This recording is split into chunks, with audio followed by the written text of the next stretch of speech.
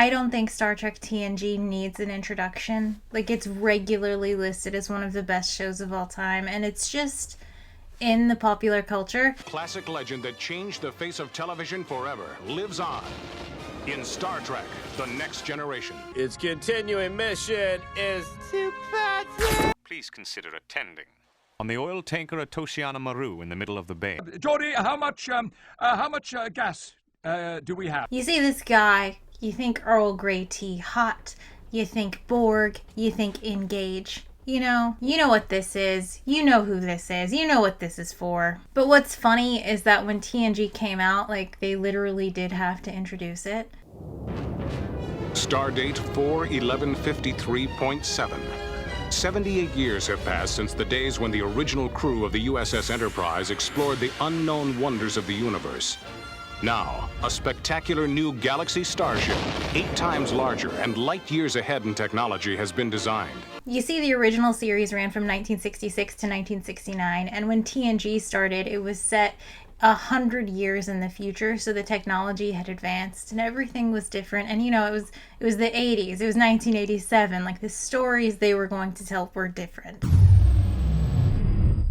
Here is a little list of why I like Star Trek TNG so much, and this may or may not come back later as a little rhetorical device to explain why I really don't like something. So let's make a fun little graphic, just in case, so we can remember it for later, just in case. The most important thing Star Trek does is present a hopeful version of the future. Like, it really seems like they have cracked it. Like, diseases are cured, poverty is cured, nobody's homeless. Right now we live in this world where the future is often doom and gloom, and like doomerism has really taken over. And when I watch Star Trek TNG, I don't feel that at all. I feel hope for the future in a way that modern TV, modern media really doesn't do anymore. I really don't think you can overstate the importance of the original Star Trek series and then TNG in inspiring future generations of scientists and engineers. Am I a physicist because I watched Star Trek as a kid? Yeah, probably. There's this famous story of James Doohan, who played Scotty in the original show, where he saves a woman's life. It was a suicide note. So I called her. I said, "Hey, this is Jimmy Doohan. Scotty of Star Trek." I said, "I'm doing a convention in Indianapolis. I want to see you there." 8 years later, I get a letter saying, "I do want to thank you so much for what you did for me, because I just got my master's degree in electronic engineering." That's, to me, the best thing I've ever done in my life. And there are hundreds of stories like this. Like, the people who worked in Trek and they go to cons, like, they talk to people who are like, "I am now this because I saw you do that."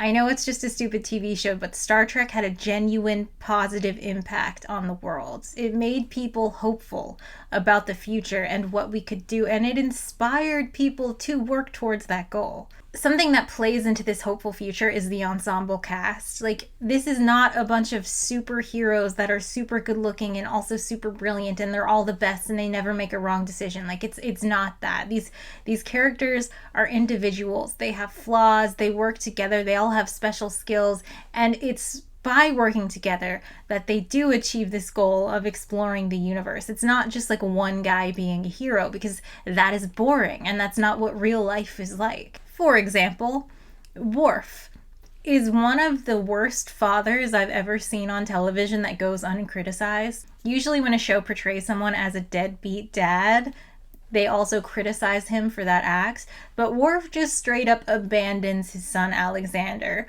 It's wild. Like, he lives on a starship where people have their families on board, and he's like, "You probably should live with my human parents on Earth." My human parents will meet us at Starbase 73. They will care for you. Why can't I stay with you? It's upsetting how bad Worf is at being a parent. Like, he's a really shitty guy. There's an episode from season 7 where Alexander, Worf's son, comes back from the future in order to murder his child self because he's so disappointed in how he treated his father, Worf. An assassination attempt. Run, Allison! Tears a family apart. If he stays here, he will never be a warrior. Now, Worf's son faces a crucial rite of passage. I don't want to be a warrior. Will he dishonor his father and sever his Klingon ties forever? We will never be able to defend our family against... Enough! And I love Worf. I think he's really funny. I really like Michael Dorn. I think he's a great character on Star Trek. Like, would I be his friend? Absolutely not. He's a shitty person. He's a terrible father. But would I want him on my crew? 100%. Here's a scene from the TNG movie First Contact where Worf calls out Picard's bad decision making. Sir, fight hand to hand if they have to. Aye, sir. Captain, our weapons are useless. We must activate the auto-destruct sequence and use the escape pods to evacuate the ship. No! You want to destroy the ship and run away. You coward. Jean-Luc. If you were any other man, I would kill you where you stand. Get off my bridge. Hand-to-hand combat in the future. Picard, that's so stupid. Listen to Worf, obviously. I regret some of the things I said to you earlier. Some. You don't have to be a perfect person to be on Star Trek because nobody is a perfect person. The utopia of the future that is Star Trek is built on collaboration because we know people have flaws. We need to work together to overcome those. So TNG has this whole cast of characters. You have Captain Picard, you have the First Mate Riker, you have Data, who's an android, not a human on operations. You have Deanna Troi, a Betazoid, not a human, who's the ship's counselor, which was a new addition from the original series. You have Worf, who's a Klingon, not a human, in security. Geordi is, of course, in engineering. Dr. Crusher's in the medical bay. And they're all working together, and they all have their own episodes, and they all have their own story arcs. And it's really nice to see all of these people grow as people over 7 seasons, but also work together as a team. You also have a bunch of people in the background of TNG, like these recurring bit characters, like Guinan. She runs the bar, 10 Forward, but she's also an immortal god. You have Tasha Yar, who was security the first season and then died, but she comes back and is a really cool character. If I'm gonna recommend one episode of TNG, it would be Yesterday's Enterprise. It's a season 3 episode. It's got Guinan and Tasha Yar, and it's just a really nice episode. You have Q, also an immortal god. Wesley Crusher, son of Jack Crusher and Beverly Crusher. Jack Crusher is, of course, dead. We learned that in the introduction. Chief Medical Officer Beverly Crusher. It was Picard who ordered her husband on his ill-fated mission. She is joined by her brilliant son, Wesley. A lot of people didn't like Wesley Crusher because he's a genius ingenue and he goes on to be in Starfleet, but he's super important for the universe, which that's not a thing I like in Star Trek, but I don't hate the character of Wesley Crusher. The actor, though, and there are a million more fun characters, like Dr. Pulaski, Lieutenant Barclay, Miles O'Brien. They pop up, you see them in the background, they might have a little story once in a while, but it's cool to see the people just working in the background that you know a little bit about because you've seen them in other episodes. A great thing about Star Trek is that it's episodic. You can just drop in, watch a single episode, and have a really good time for an hour. It doesn't matter which episode it is. There are some 2-parters, but for the most part, put on any episode, you're gonna have a good time. And that is the only thing that makes sense for a show like Star Trek. It's important for the optimistic nature of the show to be slow to change. We can have our bad guy stories, someone can infiltrate Starfleet, but it's contained to the episode, right? It's short and sweet. If you allow those things to drag on over a season, you're kind of damaging the world you live in. If someone can infiltrate Starfleet for months at a time, then there's something wrong with Starfleet. And we don't want something to be wrong with Starfleet. We want to be in the utopia where we're just doing science and exploring the world, right? But being episodic in nature does not prevent the characters from growing and changing. There's this character on Voyager called 7 of 9, and she's a former Borg, since childhood. And in season 6 of Voyager, they come upon this group of child Borgs that were awoken before they could become big Borgs. And this includes a literal baby Borg.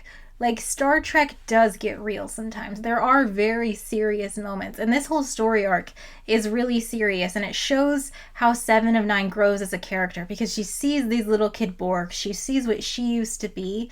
and she takes them in, and she's kind of acts like a mother to them. And over a couple of episodes, she finds their homes. There is one kid, Icheb, who she really starts like trying to take care of, because we find out his parents don't think of him as a child, but they think of him as like a biological weapon that they were using to destroy the Borg. And Seven's like, you can't do that, he's a person. And she kind of just keeps him on the ship, and she becomes his mother. And you see him in the background doing stuff. You see him in future episodes. And so you see his character and also her character evolve over time, even though that story closed in an episode. Do you know what I mean? Like, we're still allowed to see these characters live and change and grow. It's just that the big stories are also happening 1 hour a week. So even though we do have those serious episodes with stories like Icheb's, overall, I would say watching Star Trek is fun.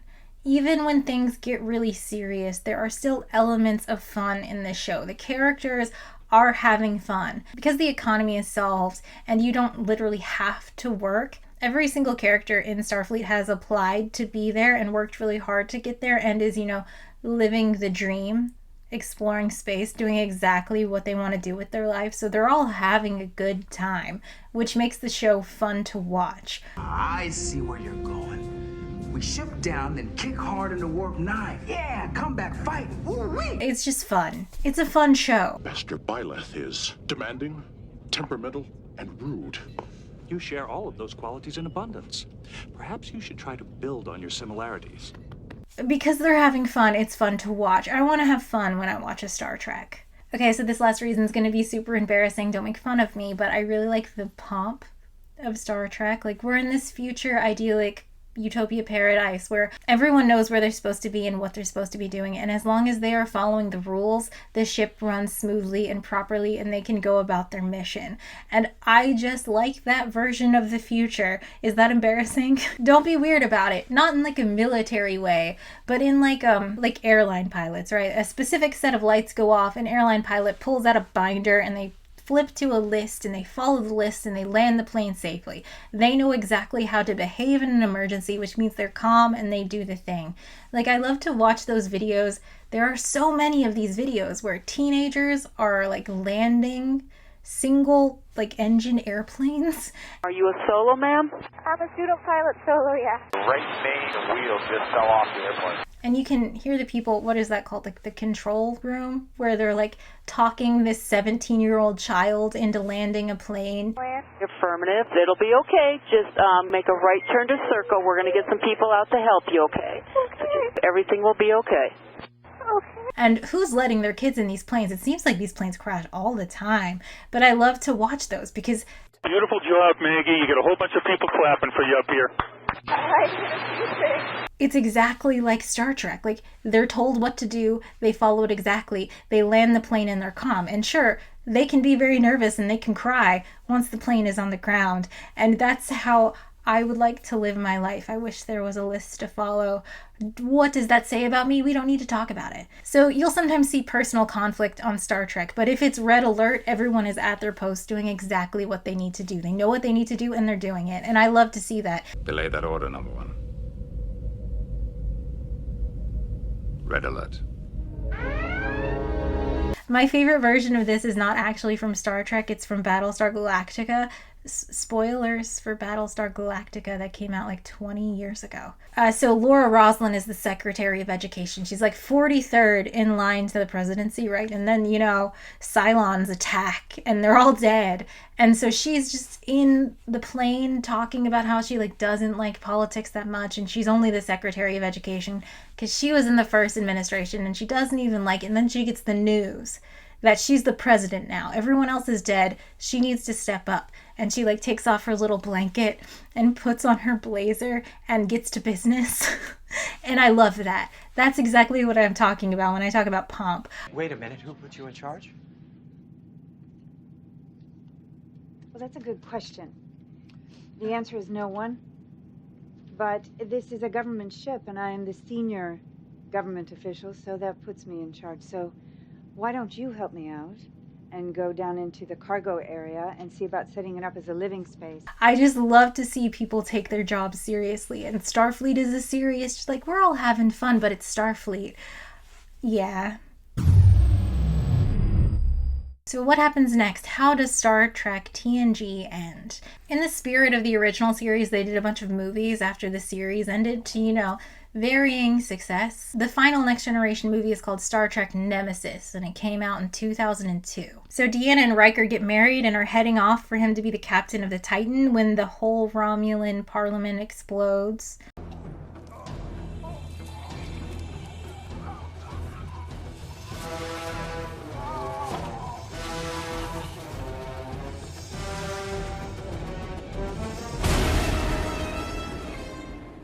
Turns out an old Romulan plot made a clone of Picard, played by young Tom Hardy, and then they abandoned the clone, and now the clone wants revenge on the Romulans, but also Picard.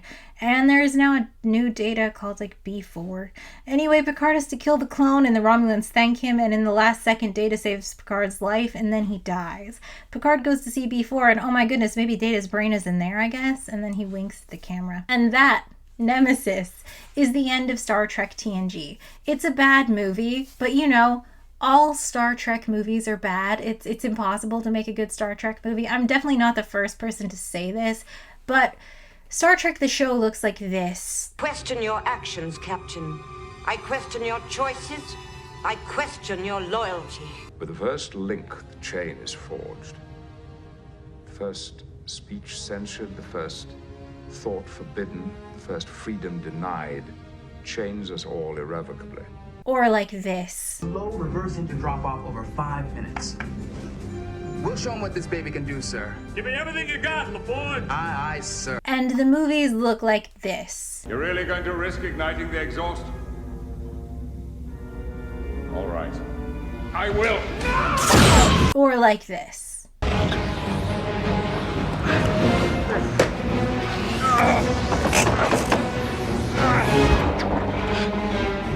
I don't understand why the studio has no faith in these movies being good and they just try to make them look like whatever action movie is popular at the time. It doesn't make sense. Just make it like the show, the thing people like. But I guess I don't understand movies. Whatever. For Nemesis, they specifically hired this guy, Stewart Baird, who had never seen Star Trek before, but he felt like he knew the characters. It was challenging. I mean, Stewart's a really nice bloke, but to have someone come in who's never, ever seen Star Trek before, and when you say to him, well, my character wouldn't do that, and he says, I don't care, do it anyway.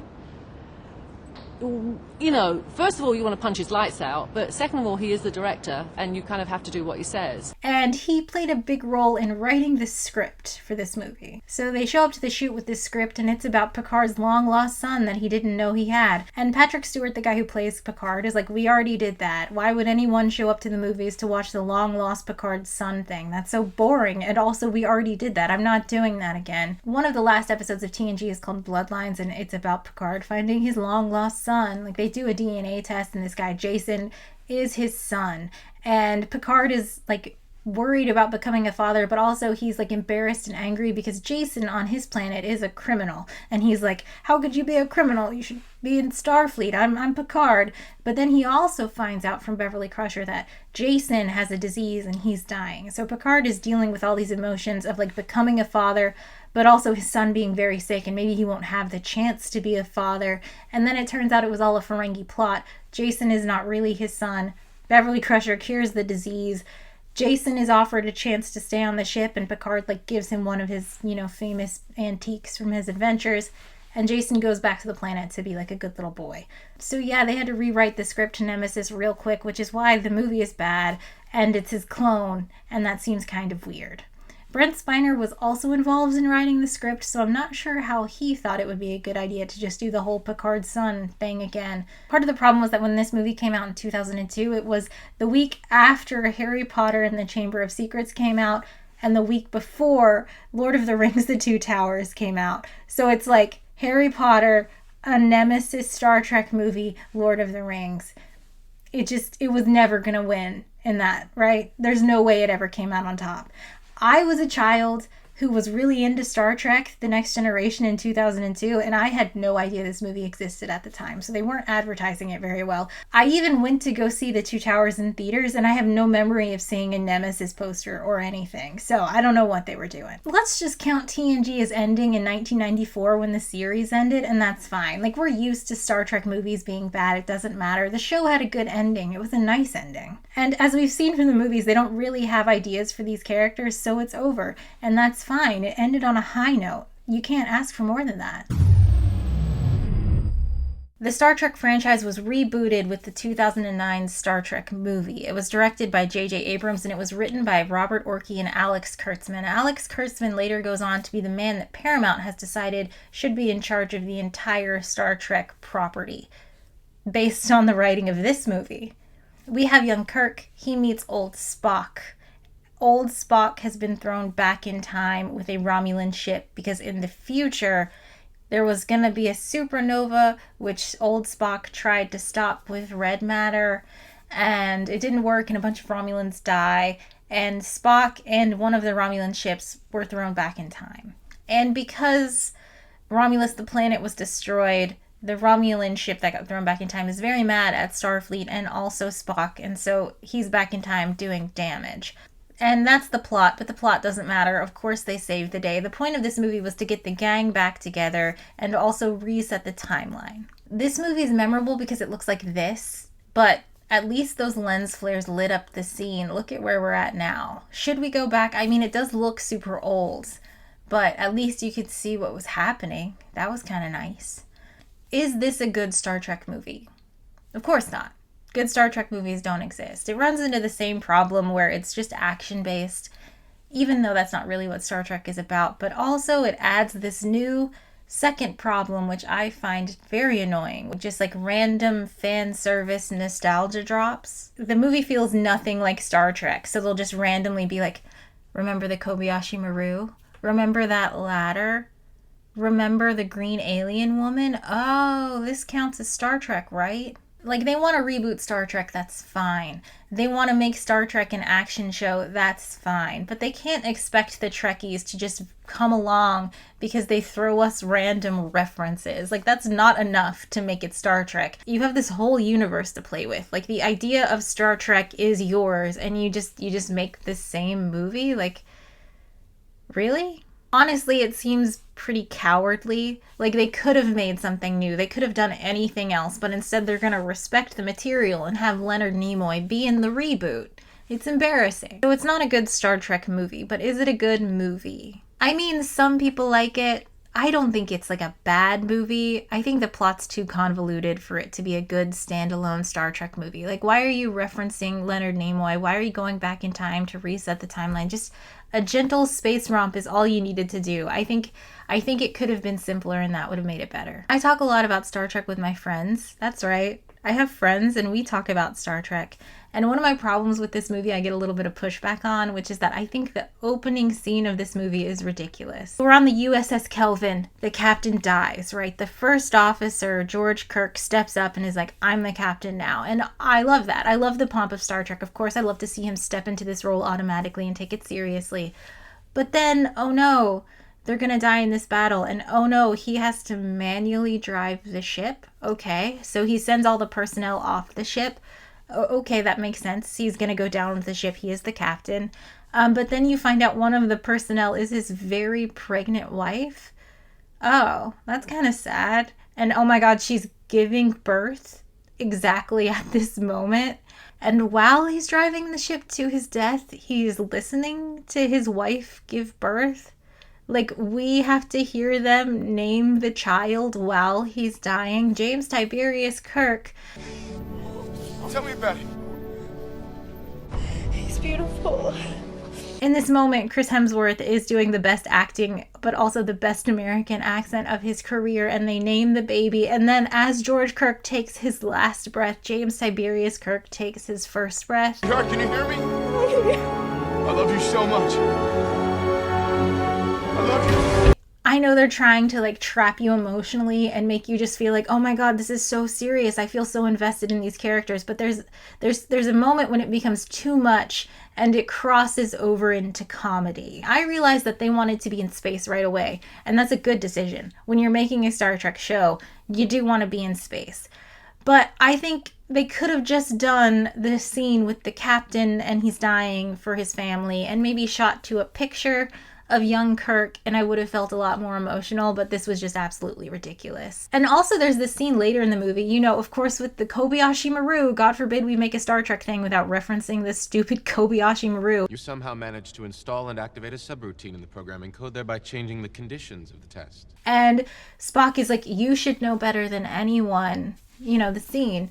You of all people should know, Cadet Kirk. A captain cannot cheat death. And I feel like maybe that moment would have been a better moment to call back to the scene at the start and be like, oh, that was his father. Oh my goodness, he is super invested in Starfleet. But instead they just do it at the start, which I think is bad writing. I think the first scene of this movie is bad, and the whole movie improves if you just cut it. Like if you just start with the kid in Utah or whatever driving a car. But that's just my opinion, and I love how I'm talking about a 15-year-old movie like anyone remembers it at all. Like, oh, you remember that specific scene from that movie? That's not even what this video is about from 20 years ago. Whatever, it's fine. So, Star Trek 2009 is the beginning of NuTrek. I know people have done this to death, but there is one line in this specific movie that really just is emblematic of the issues with NuTrek. I hate to break this to you, but Starfleet operates in space. Yeah, well, I got nowhere else to go. The ex-wife took the whole damn planet in the divorce. All I got left is my bones. So Bones explaining why he's Bones does in fact ruin the joke. It's like if the head engineer was like, do you know why they call me a grease monkey? And then tells some elaborate story about how they were a child at the zoo and there just happened to be an open vat of petroleum and that's why he's a grease monkey. Like, you don't need to do it. He's Bones because he's a doctor. It's anachronistic. It's funny. That's the whole joke. But also, it's just a deep misunderstanding of the hopeful future of Star Trek. Like, what do you mean she took everything in the divorce? There's no food shortage. There's no housing shortage. You're a doctor. Just move to any other planet if you don't want to be on Earth. Like, I get that it's a joke. I get it. Like, emotionally, he's saying she took the whole damn planet. It's like, all my exes live in Texas. That's why I hang my hat in Tennessee. I get it. But that sucks and it's not funny. Like, yay, Bones has a bitch ex-wife. What a great addition to the Star Trek universe. It's funny that he's Bones because he's a doctor. That's it. That's the joke. It ruins it. And this is kind of the problem with NuTrek. It's just poorly thought out. Wouldn't this be cool to be in Star Trek action scene, remember Megado? So if we ignore the TNG movies, the ending of Star Trek TNG was the end of the 1994 series, and it was perfect and it was fine. NuTrek has replaced the TNG timeline, so we're not going to expect to see these characters again, and also from the movies we know that they don't have really good ideas of what to do with these characters, so we probably don't need to see them again. So I was very surprised in July 2018 to see this. Jean-Luc Picard is back. Oh no, why would they do this? Why? On February 17th, 2017, Logan premiered at the 67th Berlin International Film Festival. The movie featured an aging Charles Xavier, played by Patrick Stewart, and got incredible reviews. This movie was nominated for Best Adapted Screenplay, the first ever superhero movie to get that. It was a big deal. And of course, the critical success of Logan leads directly to people at Star Trek being like, should we make a Picard series? It's like an obvious line of thought, right? People loved old Professor X. They're gonna love old Picard. But it was confirmed for me in the literature that this is exactly what happened. That's right. She read a book for this video. Look, hopefully you can see this. You don't need to read the text. I could just take a picture of it. But look at the proximity of these two events. This paragraph, he's watching Logan for the first time with Hugh Jackman. They're crying and holding hands. Everyone loves it. It's an amazing film. And then, boom, Alex Kurtzman and Akiva Goldsman show up to have a meeting with him about the possibility of a Picard series. It's 100% related. Logan was good, so why not Picard, right? Patrick Stewart says no right away, but then he comes back and he's like, yeah, maybe, but I have 3 rules. Here they are. The first rule is that this is not going to be a reunion series. Maybe the characters from TNG would show up for a cameo, but this is not about getting the gang back together, okay? The second rule is that Picard will not be in Starfleet. He will not wear a uniform. He will not wear a badge. The third rule is that it will only be 3 seasons and nothing more. And the third rule makes sense. That's a good rule to have for a show. You know, you want to plan out the show beforehand, have a nice show with a nice ending to make sure it all works together, especially when you're coming back from a long hiatus. Like, you want it to be really good. Why would you make it if it's not going to be really good? Because it might ruin the legacy of the old show that was good. But I'm worried about these first 2 rules.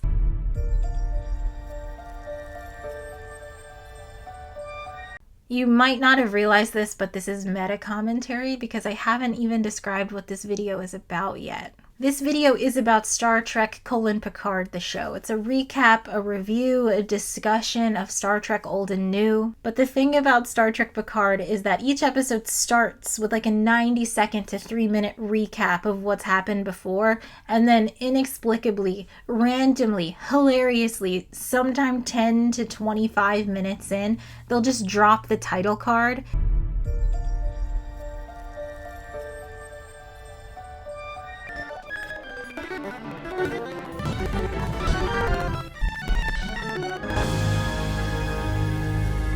It's just a deep misunderstanding about how modern television works. It's totally random, and I laughed out loud every single time, so this is that. So now you can laugh at me not explaining what this video was about until right now, like a solid 30 minutes in. This is a joke. It was a joke. It was a reference humor. Anyway, I watched Picard and I want to talk about it, but before we get into it, I am going to spoil the entire series. And also, even though Star Trek is super fun and we're going to have a lot of fun and it's a super fun show, this show has like a lot of violence and torture and domestic violence. Also, a lot of people end their own lives. So if any of that's going to be a problem, I just wanted to give you a chance to leave now. That's the warning. All right, let's get into it. It's going to be fun. Star Trek is fun. I love Star Trek, right? So I'm not really sure if it's clear to someone who's watching Star Trek Picard, but the background of Star Trek Picard is the plot from Star Trek 2009. There's that supernova, the Romulans have to get evacuated. Picard tries to plan this evacuation and Starfleet cuts him off and says no more ships. So as a result, a bunch of Romulans die, and Picard criticizes Starfleet so much that he kind of retires or is forced into retirement. Also, sometime later, on the planet Mars, where there are a bunch of synthetic humans, like robots, working, there's some kind of explosion, revolt caused by the synthetics, and as a result, in Starfleet, synths are banned. And also, Picard is living back on his chateau in France, being a guy who makes wine now, and he really misses Data.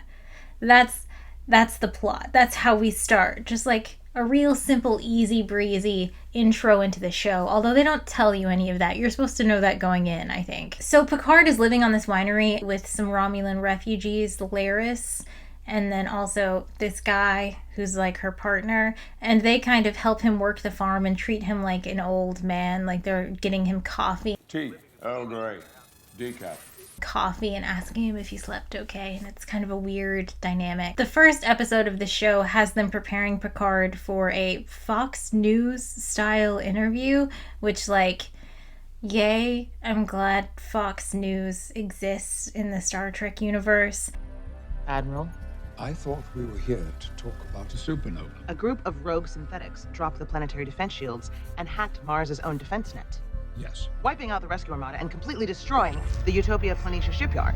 The explosions ignited the flammable vapors in the stratosphere. Mars remains on fire to this day. 92,143 lives were lost, which led to a ban on synthetics. And it does, of course, go poorly, because it's like a gotcha-style interview where Picard again starts criticizing the Starfleet response. Then the plot happens. We see this character, her name's Daj.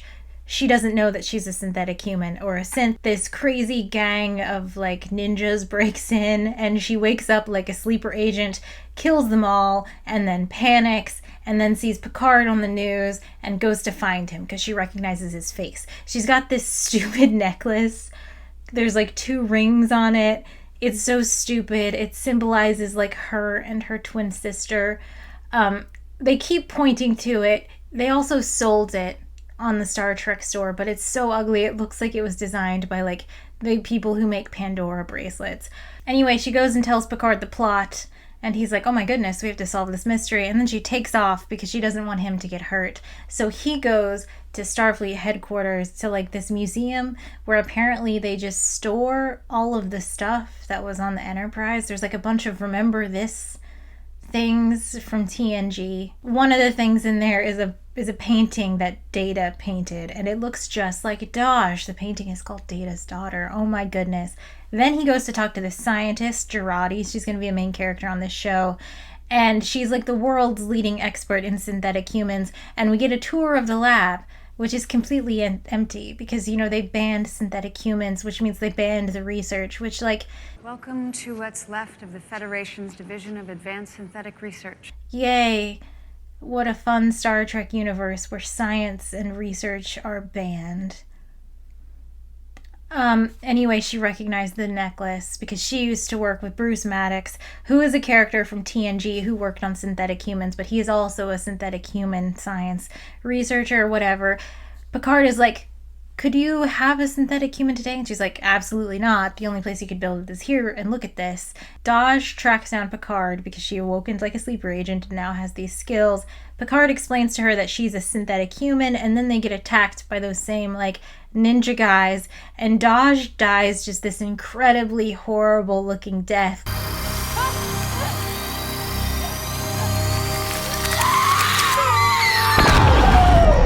And Picard passes out because he's like 96 years old and he cannot fight. He can barely walk up the stairs, and he awakes in his home. Luckily, you know, the Romulans who live with him are there to explain the plot, and it has to do with the Romulans. Picard's like, the Tal Shiar, which are the secret Romulan police. And the woman, she's like, no, it's double extra secret police, the Zhat Vash. You've never even heard of them. They're the stuff of legends. It's even more secret police. So Zhat Vash means like secret keepers. Zhat Vash is a term sometimes used to refer to the dead, the only reliable keepers of secrets. And the secret they keep is that synthetic humans are super bad and they're against it. That's why they're chasing after Daj. They for some reason, they have this inexplicable hatred. Not simply hate. It's hate and fear and pure loathing for any form of synthetic life. So they killed Daj, and now they're going to go after her twin, Soji, because remember the necklace. Keep panning back to the necklace. There were 2 rings, one for Daj, one for Soji, and Daj is dead, so they have to go save Soji. So Picard is like, great, one last mission. I'm going to solve this mystery. I'm going to find Soji, and I'm going to figure out why the Zhat Vash hate synthetic humans, if that's a problem or something. I haven't been living. Waiting to die. So he gets on the computer to get a physical done so he can go to Starfleet and get a starship. Unfortunately, the computer check of his body health is bad, and so the doctor pays a house call. And oh my gosh, it's not Alan Alda, it's the doctor from the Stargazer. You know the Stargazer. You know of it. I'd like to pause here and point out 2 things. The first is that the writing on this show is like not passable as writing on a show. It's really bad. These 2 men know each other, right? They worked together for like 20 years while Picard was on the Stargazer. He was a captain for most of that time. This guy was the doctor, right? The medical officer. He almost introduces himself to Picard. He's like, oh, hello, Admiral Picard, old friend. We worked together for quite a while, and boy, did we have some adventures. And Picard is like, of course, you were the medical officer on the Stargazer, where I was the captain. We sure did have adventures. And it's just like, that's not how people talk. Which brings me to my second point, which is that this show wants us to know Star Trek lore. When Picard drops Stargazer, they want us to know, oh yes, before he was on the Enterprise, he was on the Stargazer. They want us to know that. But also, they want us to ignore that information. Like, they don't want us to have any Star Trek knowledge. Here's what I mean. We find out Picard is dying. That's why the computer, like, flagged a home visit. He's dying of some genetic disease in his brain. And Picard is like, well, you have to falsify this form because I have to do this mission. And the doctor looks at Picard, a man who has spent more than half of his life in space, and he says, you really want to go back out into the cold? And here's the thing. In the Star Trek universe, space is not cold. Space is full of people. Picard spent more than half of his life in space on a starship. For him, space is home. It's not cold. What do you mean you want to go back there in the cold? Like, this is not Space Cowboys. Space Cowboys, the movie with Clint Eastwood, where like 4 super old guys for reasons have to go do a space mission. One of them had cancer and the doctor was like, are you sure you want to die in space? Are you sure you want to do that? Because like you're dying. In that situation, I get it, because for us, in the literal world we live in, space is cold. But in the Star Trek universe, they've had faster than light travel for more than 300 years. What do you mean you want to go back there in the cold? Of course Picard would rather die in space than die on some dumb farm. Of course he would. What do you mean? You really want to go back out into the cold? More than ever. So the doctor fills out the form. He heads back to Starfleet headquarters, and he's walking up towards the building, the very famous building, and the music suddenly starts playing like this triumphant return music, and it's really weird because we saw Picard take this exact same step like 2 days ago, like 40 minutes in our viewing time. We saw him go to this same building. Why are they playing triumphant music like he hasn't been there since he retired 14 years ago? 2 days later.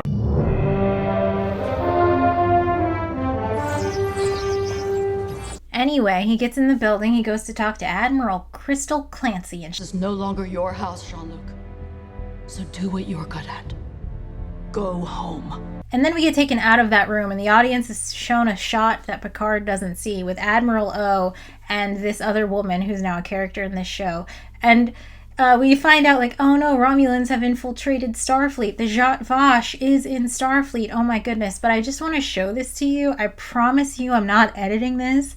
Look at the random lens flares. Look at how they're going from face to face to face to face. Like, I'm not like a movie person. I can't tell when people do really artistic things with film.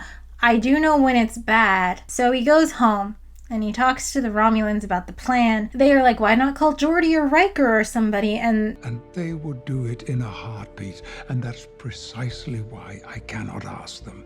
They would put themselves at risk out of loyalty to me, and I do not want to have to go through that again.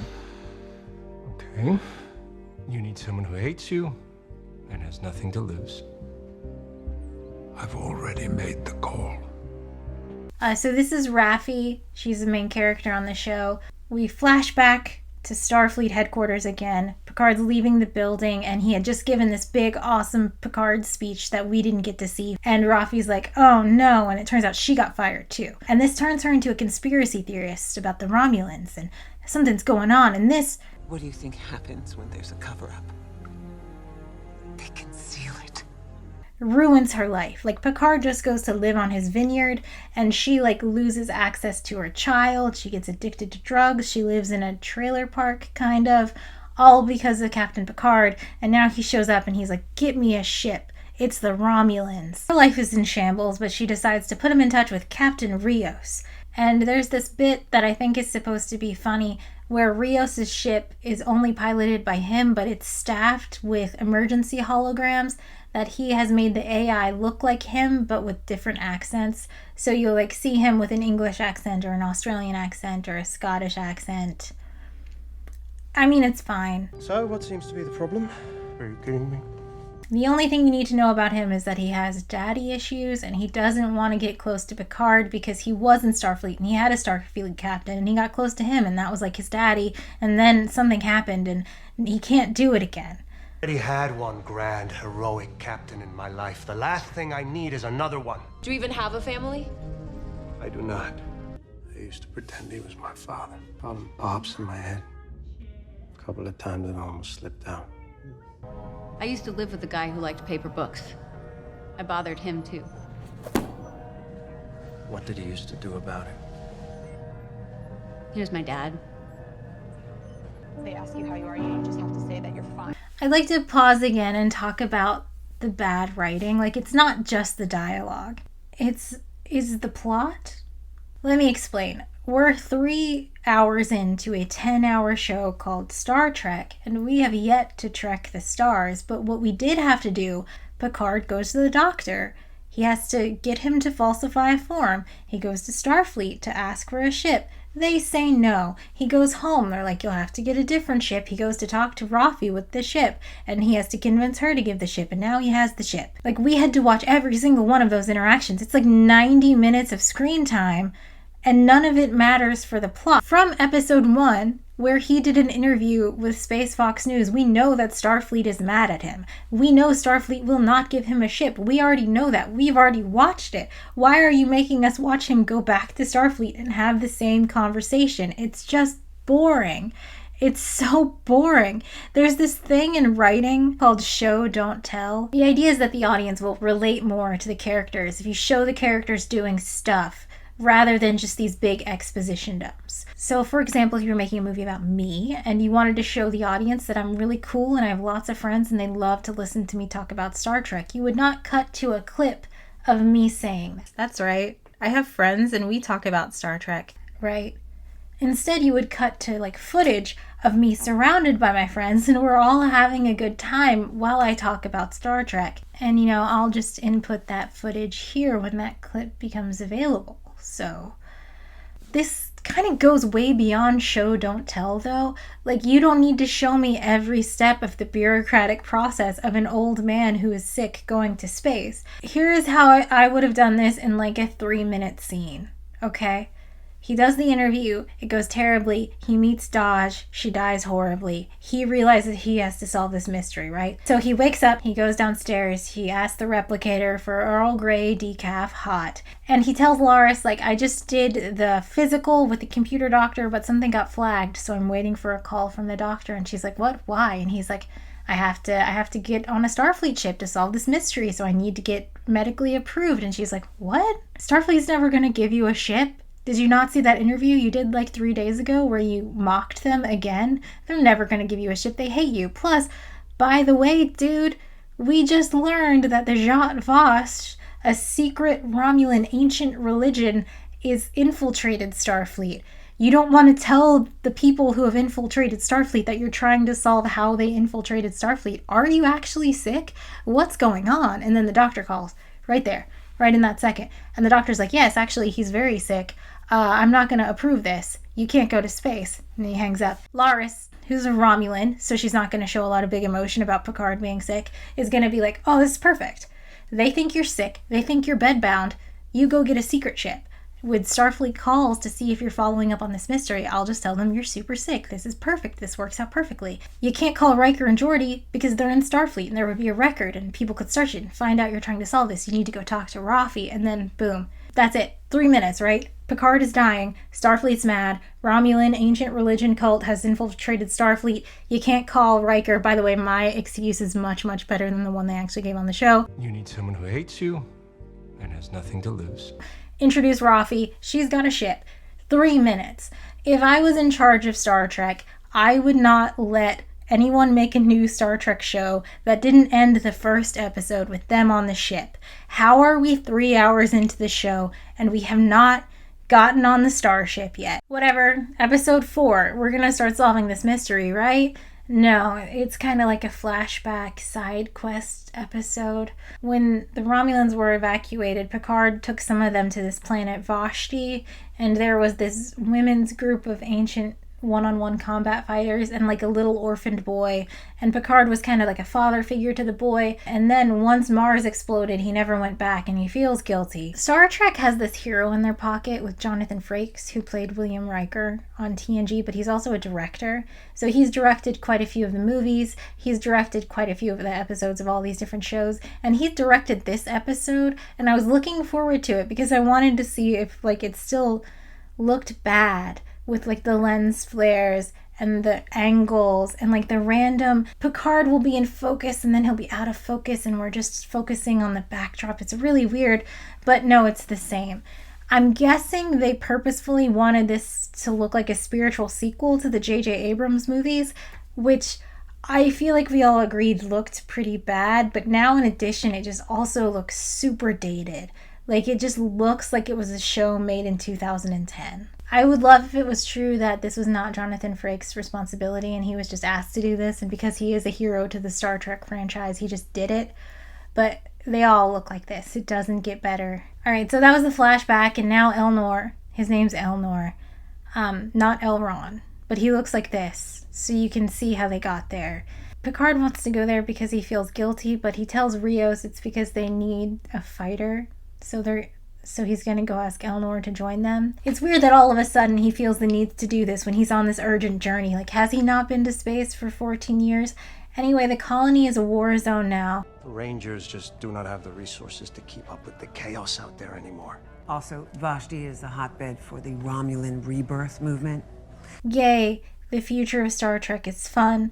I'm so glad that the Federation took care of these people who don't have a home, these refugees. So he goes to find Elnor and he says this hilarious line. And they are the most skilled single combat fighters that I have ever seen. I don't understand why you would want someone with a sword on your starship. Like, just bring phasers. Why do you need hand-to-hand combat?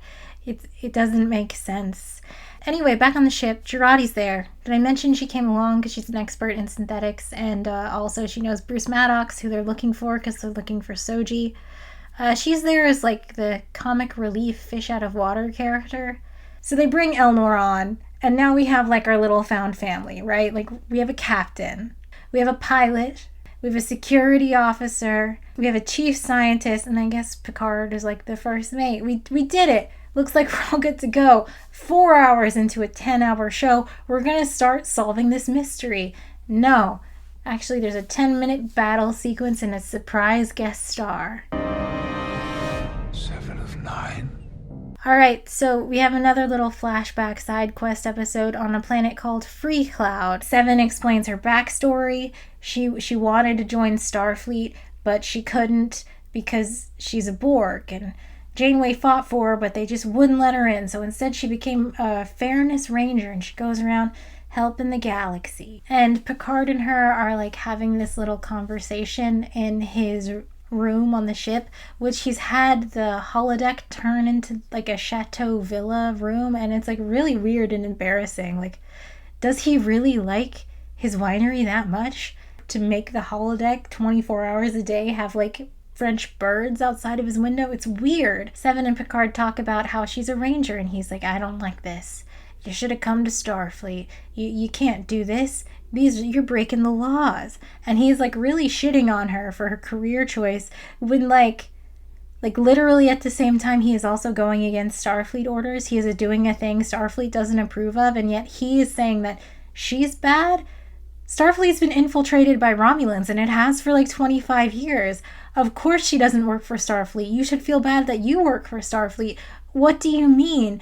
Why is Picard still defending Starfleet? Tell us, Admiral, why did you really quit Starfleet? Because it was no longer Starfleet. We're done here. But then the funniest thing that happens in this show happened for the first time, and I literally laughed out loud in real life. It's not intentional by the show, but Picard and Seven were looking at each other with like these knowing glances, and I was like, hang on a second. Does Picard know Seven? Like, I don't think he was on Voyager. I know he did an episode of DS9, but I don't think he was on Voyager. Maybe they know each other because they're both Borg? Like, was she assimilated when Locutus was assimilated, and because, like, they're connected, she would know him? Huh. But before I could pause to look it up, they shoot back to the bridge, and Rios and Rafi are having a conversation where Rios is like, do they know each other? And Rafi's like, I don't think so, but they're both Borg. And then Rios is like, I forgot they were both Borg. Seems like they know each other. I don't think so. Not back when I knew him anyway. You know, she used to be Borg, like him. Oh, wow. She's that ranger. They created a plot hole, and then textually, they answered it by looking to camera and explaining to the audience what was happening. Insane thing to do. Like, if you know you've written yourself into a plot hole, like, just before you film it, you fix it. You don't just have a secondary character go, hey, I have a question. When did you guys meet each other? Because I've seen all the episodes of Voyager. But anyway, you know, we wasted 15 minutes of our life watching that. Find out why Bruce Maddox is being held by this woman, and we also find out why Seven has a beef with her. It turns out she butchers ex-Borgs to, like, steal their parts and sell them on the black market. And then it flashes us back to one of the most horrifying things I've ever seen in my life. And, like, wait a second.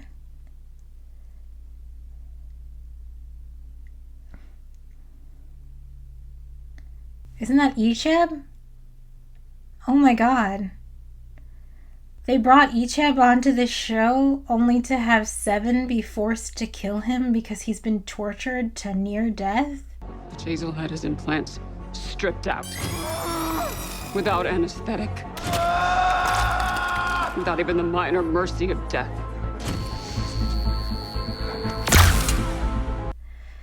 Oh my god. Back on the ship, they're coming up with like a fun little ruse where they're dressing up in little costumes to go down and trick their way into getting Bruce Maddox back, and it's supposed to be funny, but like, how can we laugh after what we just saw?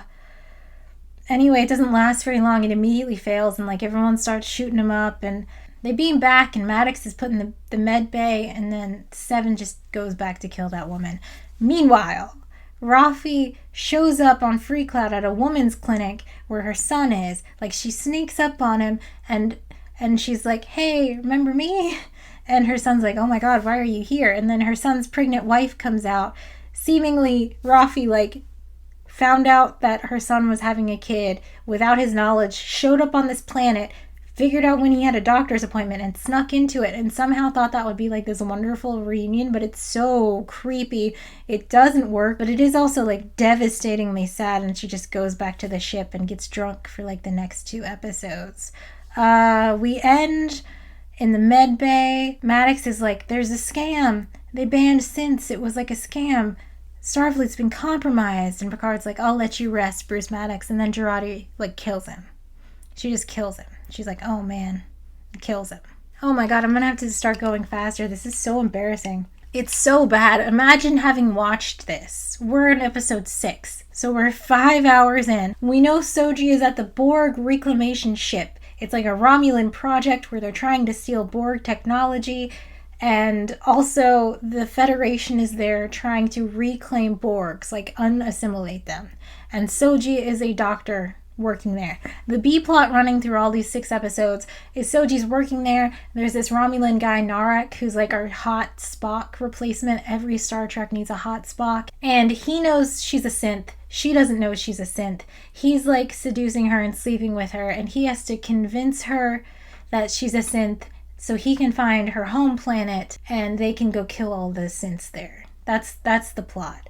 Also, Hugh from TNG is there. He's like headlining the Borg Reclamation Project, and he's played by the same actor. He's doing a great job. Okay, so now Picard has to go on this ship, and he's super nervous, and we have another worst shot in the entire show.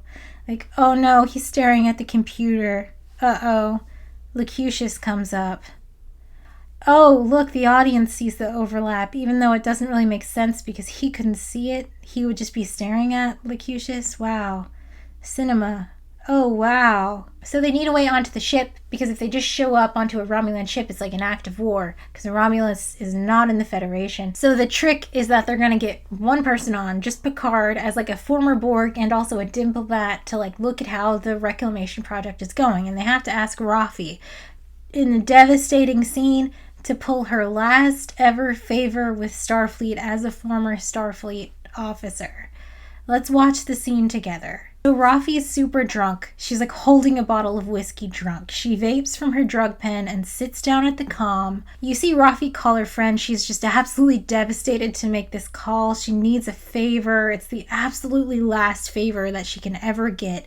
She wants this woman to make this a diplomatic mission. This woman looks at her and is like, you're dead to me. We're never doing this again. Never call me again. And she sends over little paperwork to give Picard like one little diplomatic community mission to go do a thing. Picard completely misreads the situation and starts clapping in her face.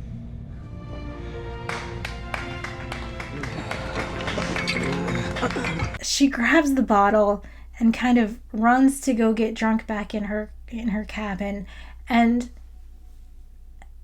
have we talked about the score of the show yet? Throughout the entire show, the score, like the music underlying the scenes, are completely out of tone with what's happening with the scene. Picard claps in her face.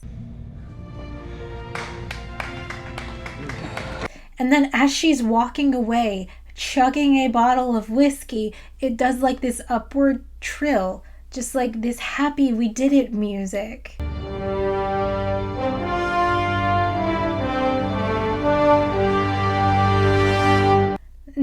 No, that's not. She's devastated. This is a sad moment. You wrote this. Who put the music on this? It doesn't make any sense. Why did he clap at her? He's also not reading the room. I guess Picard did the music to Picard. So Narek hints until Soji figures out she's a synth. There's this cool scene where she's like aging everything in her room. She's looking at like childhood pictures and they're 37 months old. And the stupid necklace is 37 months old. And she's freaking out and Narek is like, I will help you. I will help you figure out. I'm going to teach you an ancient Romulan meditation technique. And he tricks her into doing it so that he can find the location of her home planet. And she like goes into kill mode because Narek tries to kill her and she runs into Picard. That's lucky. They just ran into each other on the giant Borg ship. When I was watching this the first time, I wrote down that at this moment, I was like just so bored that I looked down because I was like, surely this episode's almost over and we're like 20 minutes into episode 6. I've never been bored by Star Trek before. It's insane.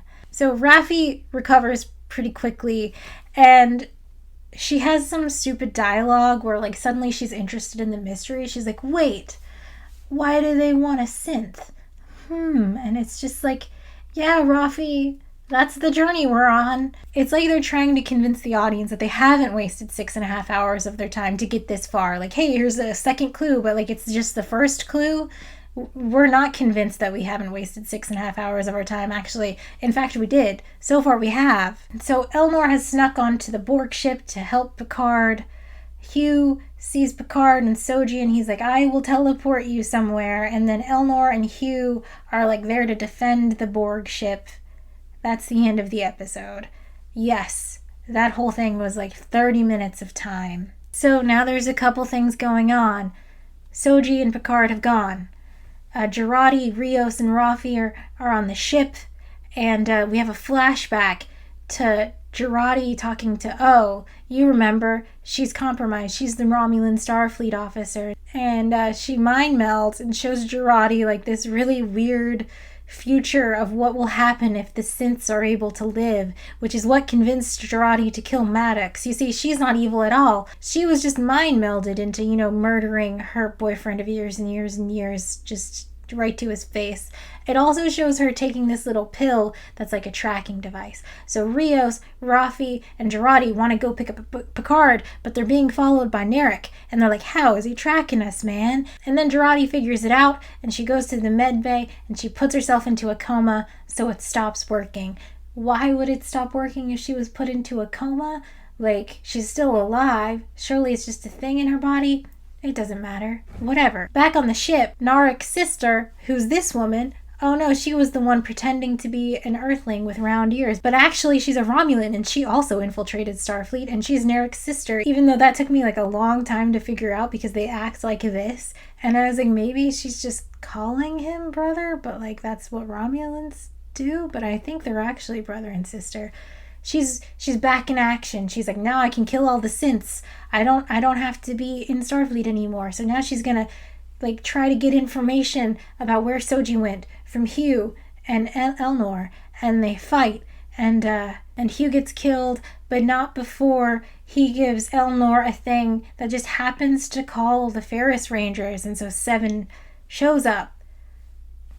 Okay, but really, what happens in this episode is that Picard and Soji went somewhere. Where did they go? Oh man. So right away, Deanna knows she's an android, and Riker and Deanna talking to Picard separately kind of figure out the plot. We also find out that Riker and Deanna have 2 children. One of them, the older son, Thaddeus Riker, had some sort of genetic disease that could have been cured by synthetic beings, but because there was a ban on synths, he just had to die, which is why they moved to this planet, which has healing properties, but he died anyway. Poor Thaddeus Riker. A long time ago. Last week would have been his 18th birthday. We're fine. Really. Because Riker and Deanna are just like solid people, they just welcome Soji in, And there's this really funny scene where Deanna's like, let's go pick tomatoes. And Soji, who just found out that she's a synth and not a human, tastes the tomato. It's disgusting looking. And she's like, it tastes so real. Real is so much better. Real is so much better. You see, she's a synthetic being. She's comparing herself to replicator tomatoes, and she's comparing human beings to homegrown tomatoes. And real is so much better. You get it? You get it? They really thought they were doing something with that. Anyway, they all talk about the plan or whatever, and they're like, we gotta find where Soji's from. And Soji's like, I don't know, there's like moons. And then the little girl texts her like wackadoo friend who we never see, and he's like, oh, here's the planet. You're good to go. So that's also lucky. That's super lucky. Just offhand, Riker mentions to Picard that he seems happier doing like mystery solving in space. And he's like, why'd you even retire? And Picard's like, I don't know. And I'm like, me neither, dude. It doesn't make any sense. I never thought you had any business retiring in the first place. And you were right. It's really weird to start a sequel show on a character we have 7 seasons of knowledge about and also 4 movies of knowledge about, make him a completely different character, and then the plot of the show is him just finding out who he was. Like, is the story of Picard like he's like, oh, I liked being in space, I guess, because we already know that about Picard. What is the point of this? Okay, so we're getting there. This is episode 8, and it starts with a flashback. For us, the audience, our whole found family starship crew doesn't get to see this. What we get to see is a flashback to the Romulan cult where it's just an info dump. Oh, it's just monologuing the entire plot. Like, here's why we behave this way. Here's the story. Here's the future we're predicting. Here's how we infiltrated. It's just like, great, we solved the mystery, I guess. And they hold this ring and they do like a mind meld. Gives the same vision that O gave Jurati that made her kill Maddox.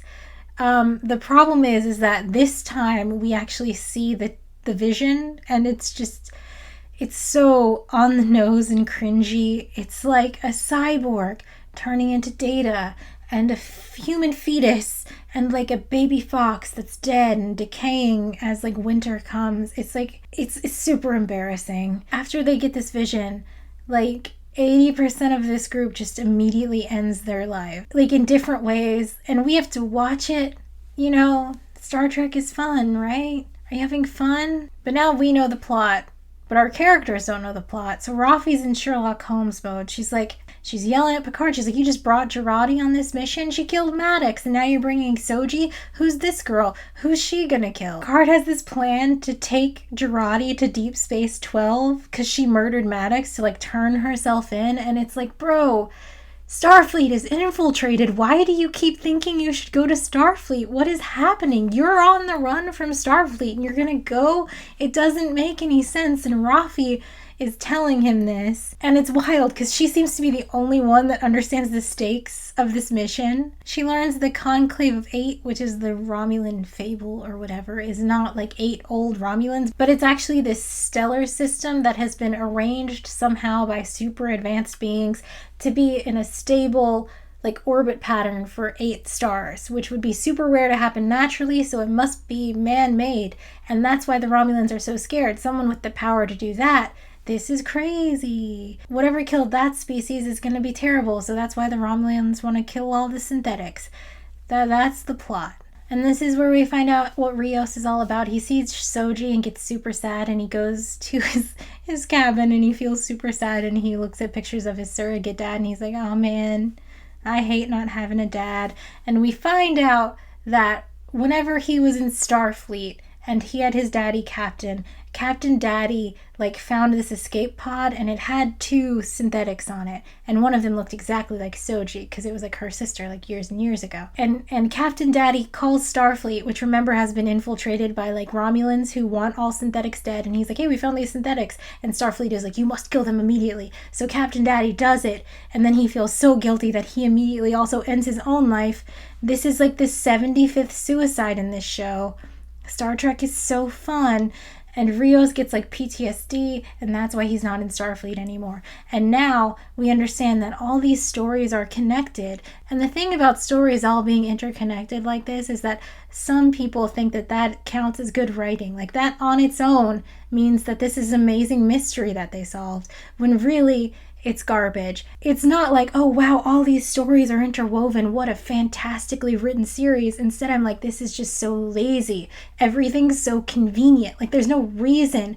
Like Soji just fell through a Borg ship and happened to land on top of Picard. Like, oh my god, it's so lazy. I've lost track. Is it like the 4th time they all have a little sit down at a table and they explain the plot again? They explain the mystery again. This time they pretend they're explaining it to Soji, but again they're explaining it to us, the audience. And I have to ask, why? Why do you feel the need to do this in your show? Do you think we're stupid and we can't follow the story? Or do you think the story is so complicated that it doesn't make any sense, that you have to keep rewriting it each episode when you have your 12-minute scene where you explain the plot again and again and again? Meanwhile, Seven and Elnor are like getting the Borg cube and they're gonna steal it from the Romulans. Whole episode we keep shooting back to them where Seven is like becoming the Borg queen of that ship, and she's just like, I'm really worried I'm not gonna be able to say no to this power. Once I have control of these Borgs, I don't know what I'm gonna do. And it goes nowhere because she steals it, she drives it, and then she's just like, no, I'm good. So that was a fun waste of time. Rios, Rafi, Soji, Picard are all on the way to her home planet. Elnor, Seven are following to her home planet in the Borg ship, and then Narek, the Romulan, is tracking them in his Romulan ship. And they all arrive at exactly the same time on Soji's home planet, and there's like these kind of cool like orchids that pop out and are like a planetary defense system. Kind of like that. Anyway, they all crash into the planet. Rios and them plan to walk to the Borg ship to see if it has power, to see if it can like see the planetary defense system. I don't know. Like they want to go find the synth camp or whatever. This is where we're reminded that, oh yeah, Picard is dying. Did you remember that Picard is dying? That's the plot of the show, that Picard is dying. There will be no further discussion. So he's like, I don't want to talk about it. I'm dying.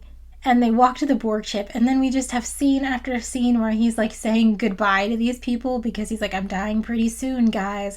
And it feels like weird and hollow because we've been following these characters for 8 full hours of my life, which I will never get back. But also it just doesn't seem like they've spent enough time together to be so upset. He kind of has a moment with Seven where he's like, I'm not a Borg anymore, I'm dying. And he just walks into the sun.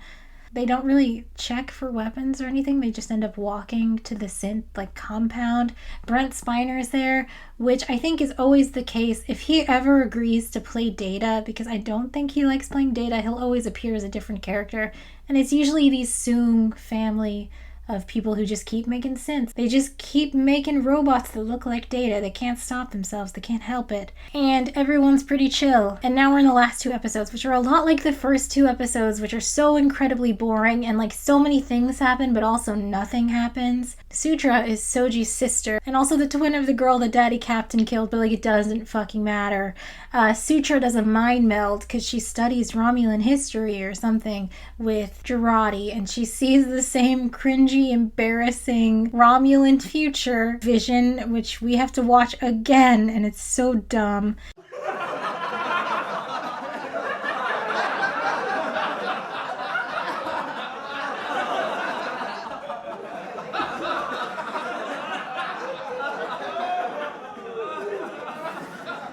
And she's like, you know,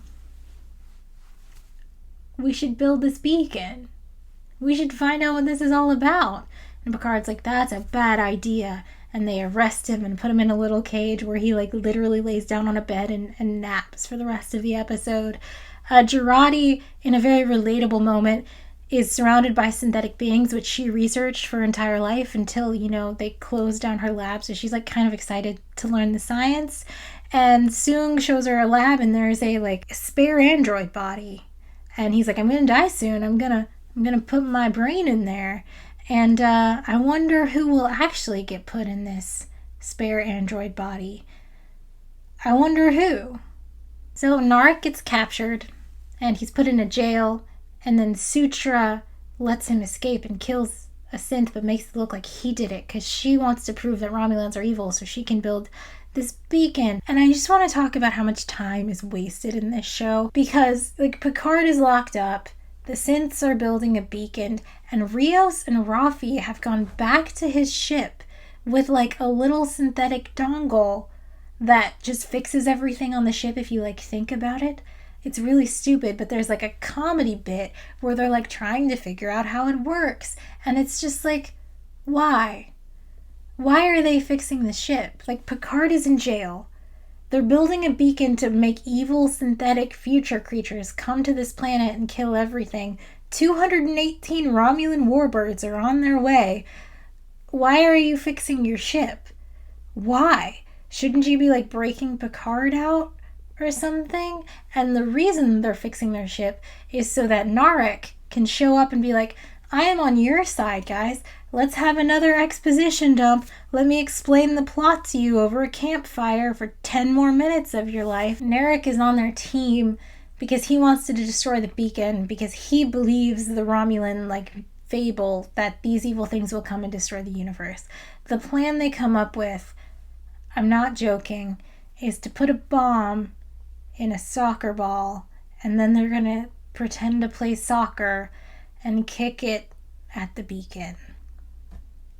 Meanwhile, Jurati is tricking everyone, and she gets Picard out of jail, and they go back to Rios' ship, which I guess, good thing that the plot required that Rafi and Rios fix their ship, even though seemingly it made no sense, because Picard's gonna do his old move. You know, the Picard maneuver. He did it on the Stargazer. You remember that, right? It's where you fake a bunch of ships.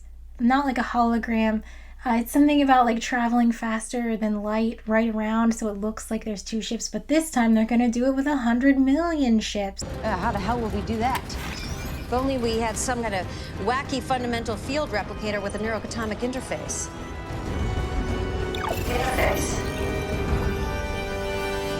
So we're so close to the end. Rios is kicking his stupid soccer ball and he misses. Brent Spiner, who's like one of the Soongs, is like, Sutra, you can't do this. This is bad. Picard and Jurati are in space when all the Romulans show up and want to blow up the planet. And we keep cutting to Soji, and she's just moving her hands with code, and far off pieces of metal are moving to make the beacon, and it's just like, that's not... Why would she physically have to move her hands? She's a robot. She could just program it. This makes no sense, and also it looks really stupid, and they keep showing it to us over and over again. She's just like, this poor actress had to stand there. Anyway, Picard calls Soji while she's just doing her thing. You have to stop. You have to be a human. You can do this. And then, I'm not gonna lie, it was super awesome. Starfleet showed up and Riker was like leading the team of all the starships, and it was kind of cool. Their flagship is hailing us. Acting Captain Will Riker in command of the USS Zheng He. Picard has this like last-ditch talk with Soji. He's like the portal is opening up and these weird random tentacles are coming out. Romulans are there. Starfleet is there. Picard is on the phone with Soji. He's like, I'm going to make this last-ditch effort. I'm going to sacrifice myself to you. I'm going to show you that I believe in you. I believe you can be good. I don't think the Romulans are right, but you should destroy this beacon. And she does. She destroys the beacon and saves the day. The Romulans leave without a fight, and it's like, of course they do, because they got what they wanted, right? The beacon's destroyed. What are the Romulans supposed to learn from this? The Romulans were right. Like, the Romulans were like, evil tentacle beings are going to destroy the galaxy if synths are alive, and then that's what happened. Like, if anything, the Romulans learned that they should probably really listen to these ancient fables because they're all true. When did the people in Starfleet realize that the Romulans had infiltrated? Like, did Riker convince them? What did he say? We didn't see that. We didn't see anything happen in Starfleet. Like, the last time we saw Starfleet was when Picard was getting on the Borg ship. So what happened? Did O say something when she left to go fly on the Romulan ships? Like, how is this the end? How did this happen? We didn't get to see the most interesting part. Anyway, Riker has saved the day. And Picard's like, thanks, bud. And he's like, anytime, man. And then they all leave. They just leave. They don't go talk to the synths. They don't go invite them to join the Federation. They just leave. They just take off and leave Picard there. And it's really weird, but you don't have time to think about it because, oh yeah, Picard's dying. Did you forget? Picard's dying again. I forgot. Don't worry, though. He actually does die this time. Soji beams him down to the planet, and he's like surrounded by his little found family. He dies. We have to watch all of them grieve. Like, there's a lot of snotty crying. And again, it's weird because the amount of time these characters have known Picard is just not that long. Like, I guess Rafi knew him a lot, but like she hasn't seen him in 15 years and he's kind of been a huge jerk to her. But they're all really upset. Rios is like, I said I wouldn't have a daddy again. I said I would never do it again, and then I fucking did it again. Same. Anyway, I guess this is the end. Picard wakes up in a computer simulation with Data, actual Data. Like, actually Data's brain in the computer simulation. I guess they pulled it from B. They rehash everything, and Picard's like, I'm real sad you died for me. And Data's like, wouldn't you have done it for me? And Picard's like, yeah, I guess I did just die for some people. You're right. And Data's like, I love you, man. I felt love for you. You should know that. By the way, please kill me. Please let me die. You want to die?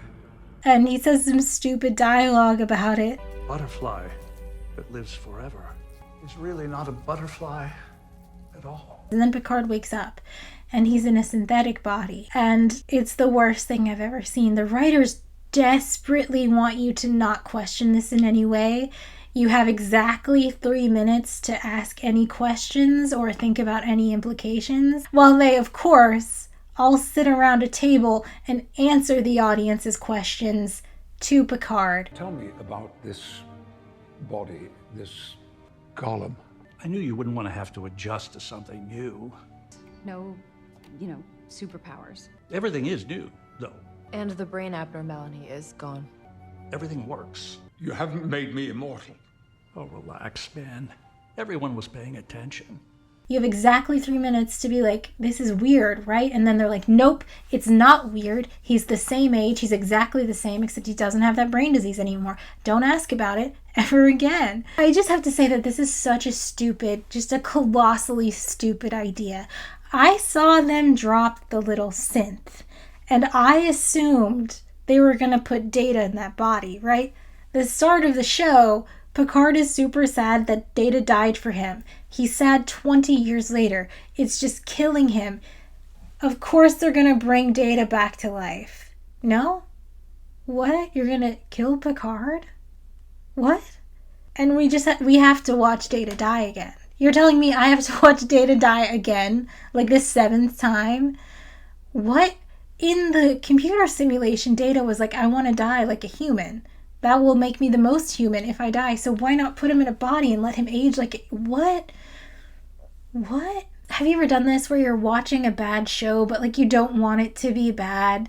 So you're like trying to explain what's happening? When they introduced Thaddeus Riker, and they said he died from a disease that was fatal, but curable by synths, I was like, oh, Picard is also dying. Surely he's going to land on this planet with the synthetic nest of people and they will just cure his brain disease. They'll cure his brain disease and they'll be like, don't you know? Whatever. I don't really understand how the synthetic brains would have cured the disease, but like I buy it. It's Star Trek, it's the future, whatever. Anyway, I assumed that like the disease Thaddeus Riker had, the synthetic beings who had been evolving on this planet for like 2 decades alone had also developed new techniques to cure new diseases. So Picard would get there and they would just fix it. And they'd be like, good thing you're not dying anymore. Doesn't that make more sense? Instead, they killed Picard and also killed Data again and put him in a golem. I'm not the only one annoyed by this. Well, it's really hard to tell if people were disappointed by season 1 of Star Trek Picard or not. But we'll get to that. Some people expected this to be like a huge plot point of season 2. They were like, oh my god, Picard's a synth. This is gonna be huge. And then other people were like, no, it's not. Like, Spock dies all the time. Data dies all the time. Dying doesn't really mean anything in Star Trek. On the Wikipedia page for Star Trek Memory Alpha, there was a controversy where people wanted to split Picard's character into 2 pages. They were like, Admiral Jean-Luc Picard, retired, versus Jean-Luc Picard, parentheses, Gollum. And there was a fight where people were like, no, it's the same character. And someone was like, no, he's a totally new character. His brain is in a different body. And they were coming up with all these different examples from Star Trek, like Tuvix. There's an episode of Voyager where Neelix and Tuvok are in a transporter accident, and they're combined into a new being that's different, called Tuvix. And people were arguing well, they go back to normal. There's no page for Neelix pre-Tuvix and Neelix post-Tuvix. He's just Neelix. So why would Picard have 2 pages? And there's this long debate where they're doing vote. They're like, it's not about who wins the vote. It's about the integrity of the decision. We need to do what's best for the encyclopedia of information. We need to do what makes the most sense. I think a lot of people in the wait between season 1 and season 2 were super hopeful that competent writers had done this on purpose and they had a really amazing story planned for season 2. And I don't know how anyone could think that after watching season 1. Just listen to me tell it. The plot of this show didn't make sense. There were so many threads that went absolutely nowhere, and then they tried to weave all the characters together as if that's enough to make it good. And it sucked. It was so bad. And they knew it was bad when they were writing it, because 7 different times in the 10 hours of this story, they had little sit-downs where they looked at the audience and they were like, here's a map of what's going on. I've made a little PowerPoint slide so you can understand who's who and who's a synthetic being now and why we're on this ship. And this is why they made a dumb decision like killing Picard, because they're incompetent at writing a Star Trek story. They didn't know what to do, so they were like, oh, this is cool. He's like a Gollum now. It kind of seems like the showrunners of Picard were a little bit pissed at the fans of Star Trek, the people giving them money because they want to watch the content. They were pissed at us because we thought more about the implications of Picard being a Gollum than they did. So they just kept bringing it up in future seasons. No, listen, Picard's definitely a Gollum, but also it's meaningless that he is. We don't want to let you forget that he's a Gollum because we made that decision and we know what we're doing, but also it doesn't matter. I have a quote for you. Akiva Goldsman is just I don't understand why people are confused. We specifically address all the plot holes and the questions where they sat at the table. Remember, I wrote a scene where they all sat at a table and said it doesn't matter that he's a Gollum now. Why are you asking? And it's why did you write it in if it doesn't matter? What do you mean? You could have just not done that. It doesn't make any sense. Oh yeah, this show's not over yet. So, they make us watch Data die. We see some couples hook up. Nobody cares that Jurati killed her former lover, Bruce Maddox. They're just oh man, you got hypnotized and you killed a man. It happens all the time. Whatever, you're still cool. And also Rafi and Seven hook up, which is weird because they really didn't spend that much time together, but also they're older women and they probably know what they want. So I'm not mad at it. They never mention Narek again. He never comes up. And, engage. The end.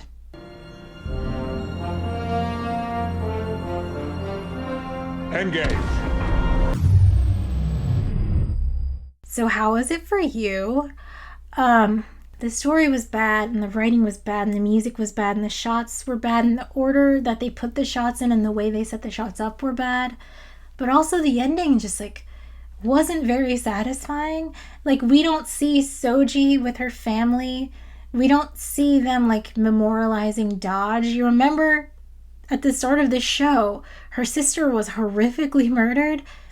We don't see that come back. We don't see Rafi making up with her son, meeting her grandchild. She's just on the ship. Rafi lost her job, her son, her husband, her relationship with her grandchild, her future, her body, because she became a drug addict. All to this conspiracy theory that she believed was true. They proved her right. She was right. Starfleet was infiltrated by Romulans, and we don't ever see anyone say anything about that. We don't see like her face on Star Trek Fox News and then her son picking up the phone and being like, oh my god, Mom. Nothing. We don't see any of that. We don't see Jurati going back to Earth and starting a new lab and maybe like a doctor's office having a synth there because now they can cure poor Thaddeus Riker disease. We don't see it. She's just on a ship now. We don't see any reactions from Starfleet. Romulans invaded Starfleet for decades. As a result, the planet of Romulus was allowed to be destroyed and like a huge percentage of Romulans died. People like Thaddeus Riker died needlessly because the Romulans who invaded Starfleet attacked the Mars colony and all of those people died and synths were banned. Like, there's a huge fallout from this, which we do not see a resolution of. It's crazy, right? Picard started this show giving an interview to Star Trek Fox News, a thing I'm still mad that they made exist and never called back to. Now I just know that exists. Now that perfect little future utopia of Star Trek doesn't exist. Thanks for that. Tell us, Admiral, why did you really quit Starfleet? Because it was no longer Starfleet. We're done here. But if you start a show with him giving an interview that fails horribly because no one believes what he has to say about the Romulans and the plot and something's wrong with Starfleet, you have to end the show on the news program with them being like, man, you were right, that's crazy. And he's like, yeah, here's what we're gonna do to fix the problem. They'd never call back to it. It ends with him saying, engage. That's it. There's no ending. I just hate that the showrunners of Star Trek Picard decided that Star Trek Fox News was a very important and good thing to introduce to this universe without thinking about the implications of that and what that means for an institution like Starfleet, and then they just never bring it up again. They never circle back. They never fill the hole that they put in Star Trek, but I guess at least Captain Rios and Elnor have their daddy back. That's the ending we were looking for. Ready, Admiral?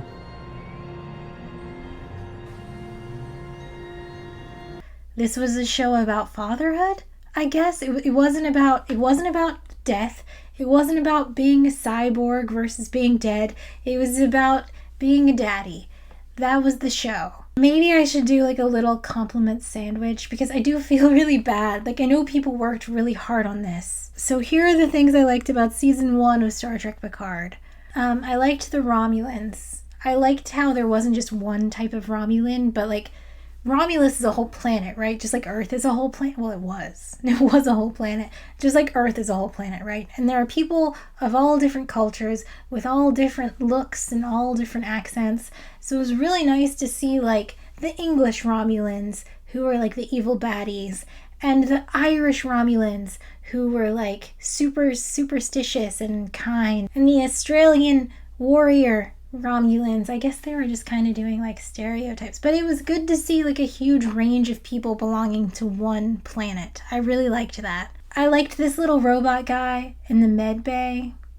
You don't see a lot of robots on Star Trek. You often just see like human-shaped robots, which I'm not a fan of. I think the performances were great. I like how Riker had shields on his house. I thought it was funny. To plan the great supernova rescue. Do you remember what I said? So you want to be ass deep in Romulans for the rest of your life? You need a place to hide out. Shields up! I liked the little tracker device that O put in Jurati, and I liked when she handed it to her, she was like, you have to chew it. It will allow us to track you. It must be chewed. I know that usually a compliment sandwich is like compliments are the bread, but I don't have that many compliments, so it's like an inverse compliment sandwich. I think the thing that bothered me most about this show was not that it just didn't make any sense, but it was that it took characters that we already know and then made them not seem like the characters we already know. Why would he retire to his winery? There's an episode of TNG called Family. Did you come back because you wanted me to look after you again? Damn you! I should have been able to stop. My brother is a human being after all. It's like post-Borg Picard. He's starting to feel really bad about what he did when he was a Borg, even though it doesn't make sense for him to feel that because like it wasn't really him. But he goes back and his brother's there and his nephew is there and he's like looking at the farm and he's like, I can't do this. I hate this. And in fact, he's thinking of retiring from Starfleet and moving back to Earth, but not to work at the winery, but to work on this mission called Atlantis, like studying the deep seas of Earth's oceans. And he's like giddy with excitement when he's talking to the scientist about it. It's one of my favorite episodes of Star Trek TNG because I love that idea of Picard. Like he's all about duty to Starfleet and he's a captain, but you can tell he like misses who he used to be whenever he was doing science. And if Picard retired from Starfleet, that's what I think he would do because that's what we saw him going to make the choice to do. I don't think he would just go make wine, but if he did, I feel like he would have really started nerding out about like the soil content and like acidity and like rain prediction. You know what I mean? Like we would have seen more of that instead of him just being like an old guy relaxing. He doesn't seem like that type of guy. Speaking of characters that don't behave like themselves, Seven has this whole line where she's like, I wanted to do Starfleet, but they wouldn't let me because I'm a Borg. And then they cut to Icheb, a former Borg, who she has to kill because he's been tortured. It's terrible. It's so bad. She has to kill her son. We saw those episodes with Icheb. What is happening? But he's wearing a Starfleet uniform. So did they let him into Starfleet, but they didn't let Seven? Or was he pretending to be Starfleet, but that doesn't really make sense because probably well known that they don't accept former Borg, so it wouldn't make sense for him to pretend. Like, it just doesn't make sense. And also it kind of ruins Starfleet because Starfleet as an institution is like super open and accepting. Like, Worf is in Starfleet and he's a Klingon. Data, is that a synthetic being is what they're calling them, is also in Starfleet. And oh, by the way, they let a bunch of Romulans in. They let a bunch of Romulans in that they're not even vetting. They just let them in. But Seven, who has served on a starship for multiple years with one of the admirals, Admiral Janeway, they wouldn't let Seven on?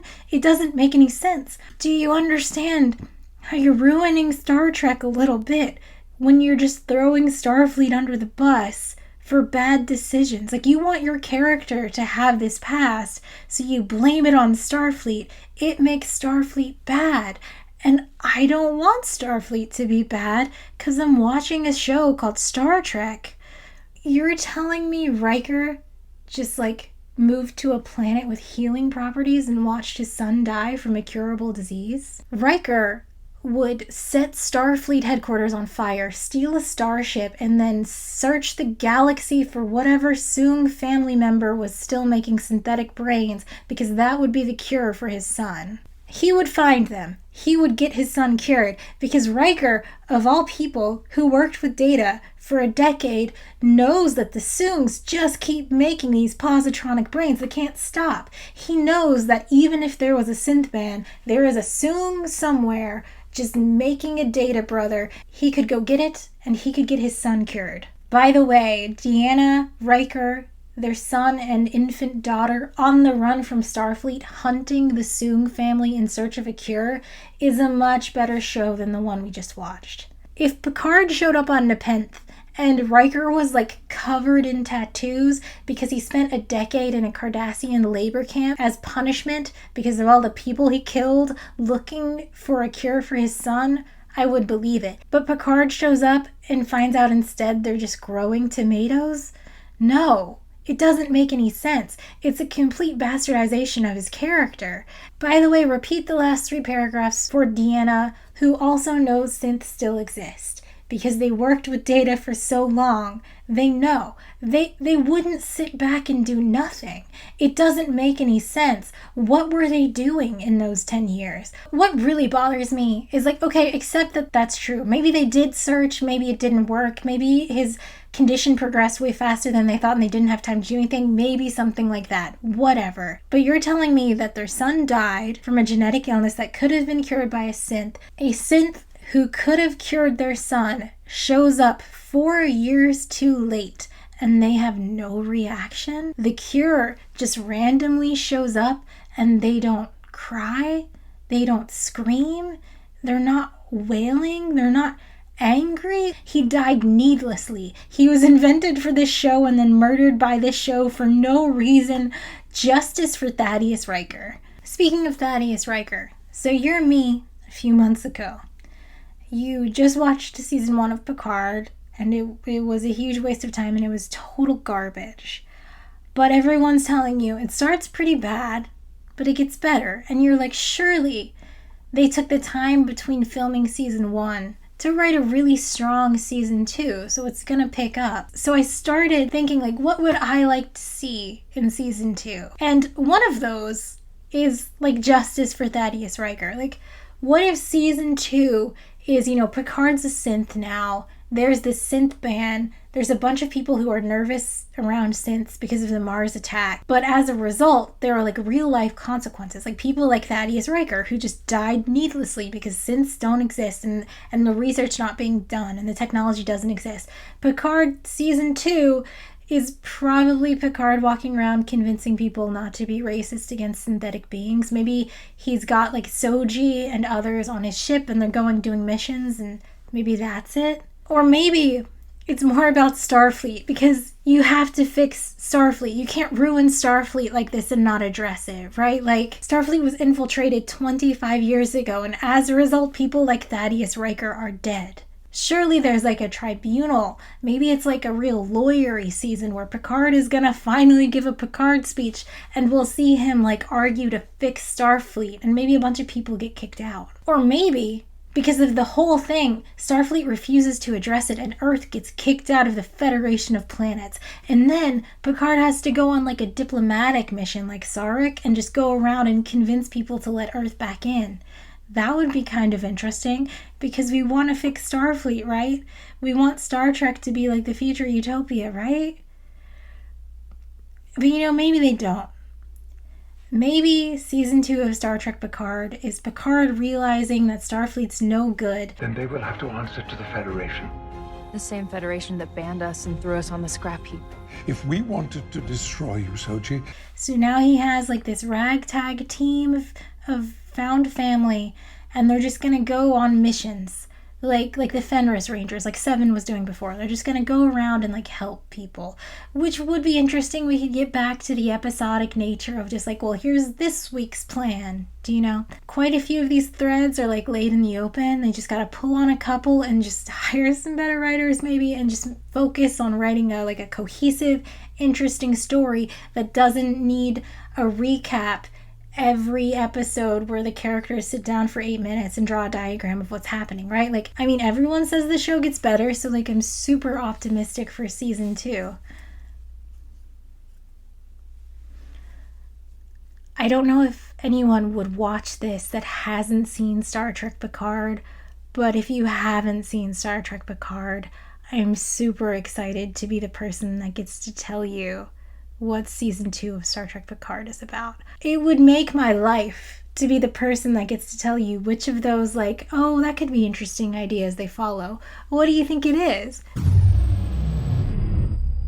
So, Picard season 2 is a time travel story about domestic violence.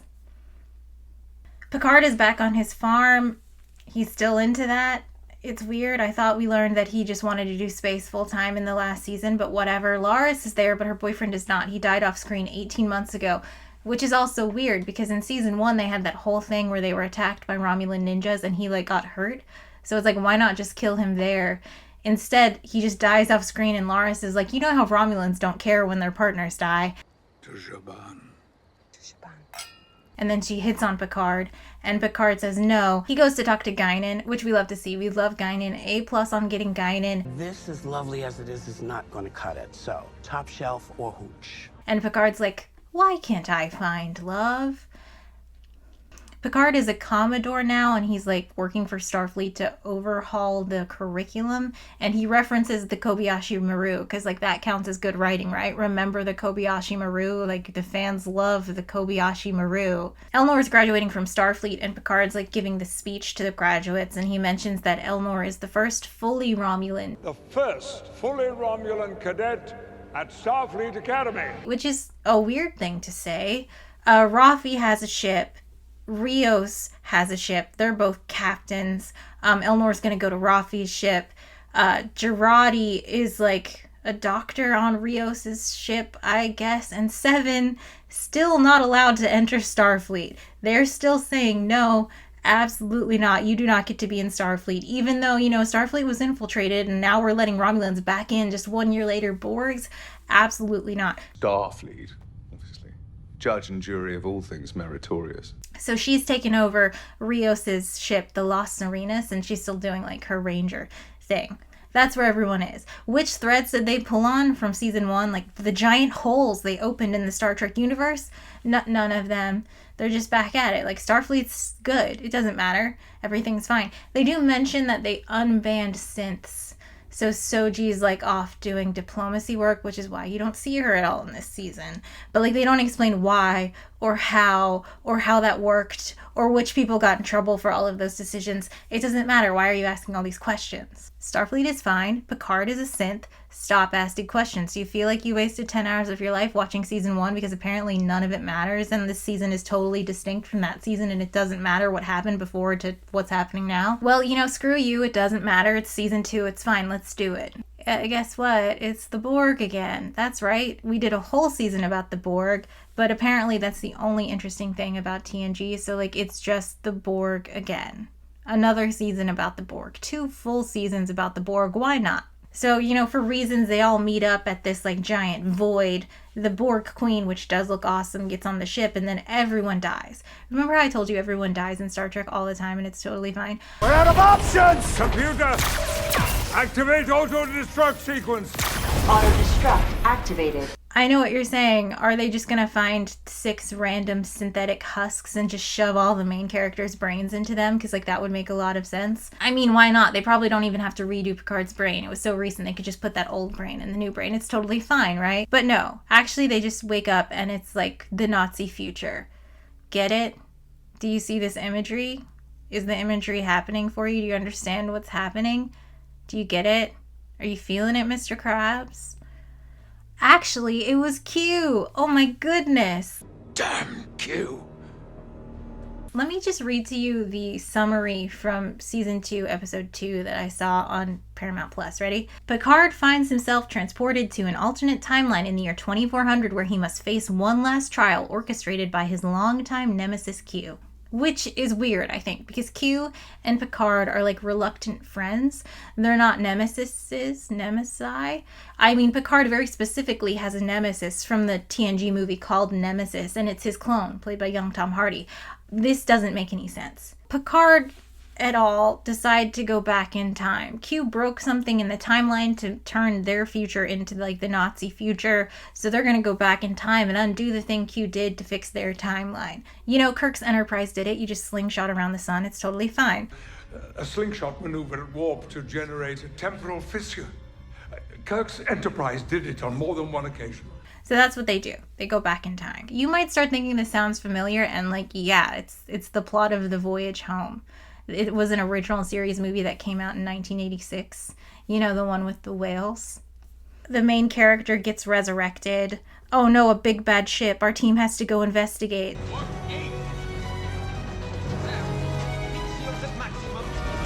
Move backward to go forward. Shatter, cement.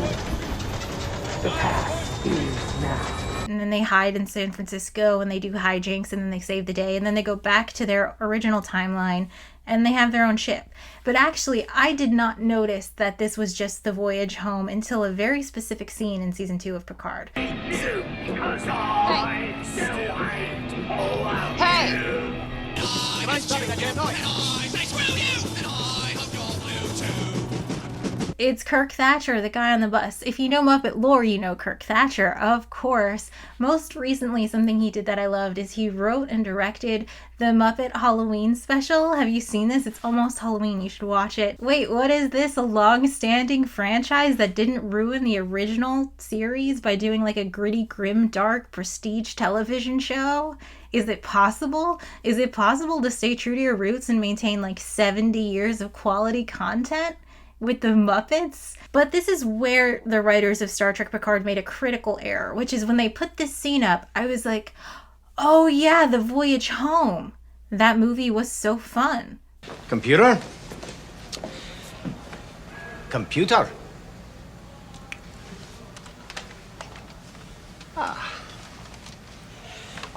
Hello, computer. But our characters in Picard are not having fun. This show is not fun. This show is gloomy and depressing, and it makes me feel bad and also sad. Critical error to remind me of something better that I could just go watch instead. It just makes me doubly depressed to be watching this terrible show. I gotta say, before I realized the connection to The Voyage Home, I thought this was a complete ripoff of First Contact. You know, the Next Generation movie that came out in 1996, the one with Zefram Cochrane. Starfleet calls and tells Picard the Borg is coming. There's a horrible battle that Starfleet loses. Oh no, the timeline's changed. Picard and crew go back in time to fix the change. Seems like they want to prevent First Contact. Or, you know, in the case of Picard Season 2, it's not First Contact, where Zefram Cochrane goes faster than light for the first time, and then the Vulcans see it, and they show up, and they're like, if Federation space travel is possible, whatever. In Star Trek Picard Season 2, it's Renee Picard, who's like an astronaut and an ancestor of Star Trek Picard. And she's going to fly to Europa, and on Europa, she's going to find some organism or something that like cures all diseases on Earth. And Q went back in time and stopped that from happening, so they want to make sure that that happens. Yeah, Picard and team have like a bunch of fist fights. The historical flight was a successful flight. They go back into the future and all is well. And am I suggesting that instead of like actually writing Season 2 of Picard, they just took two movies and smushed them together and were like, it's fine, whatever?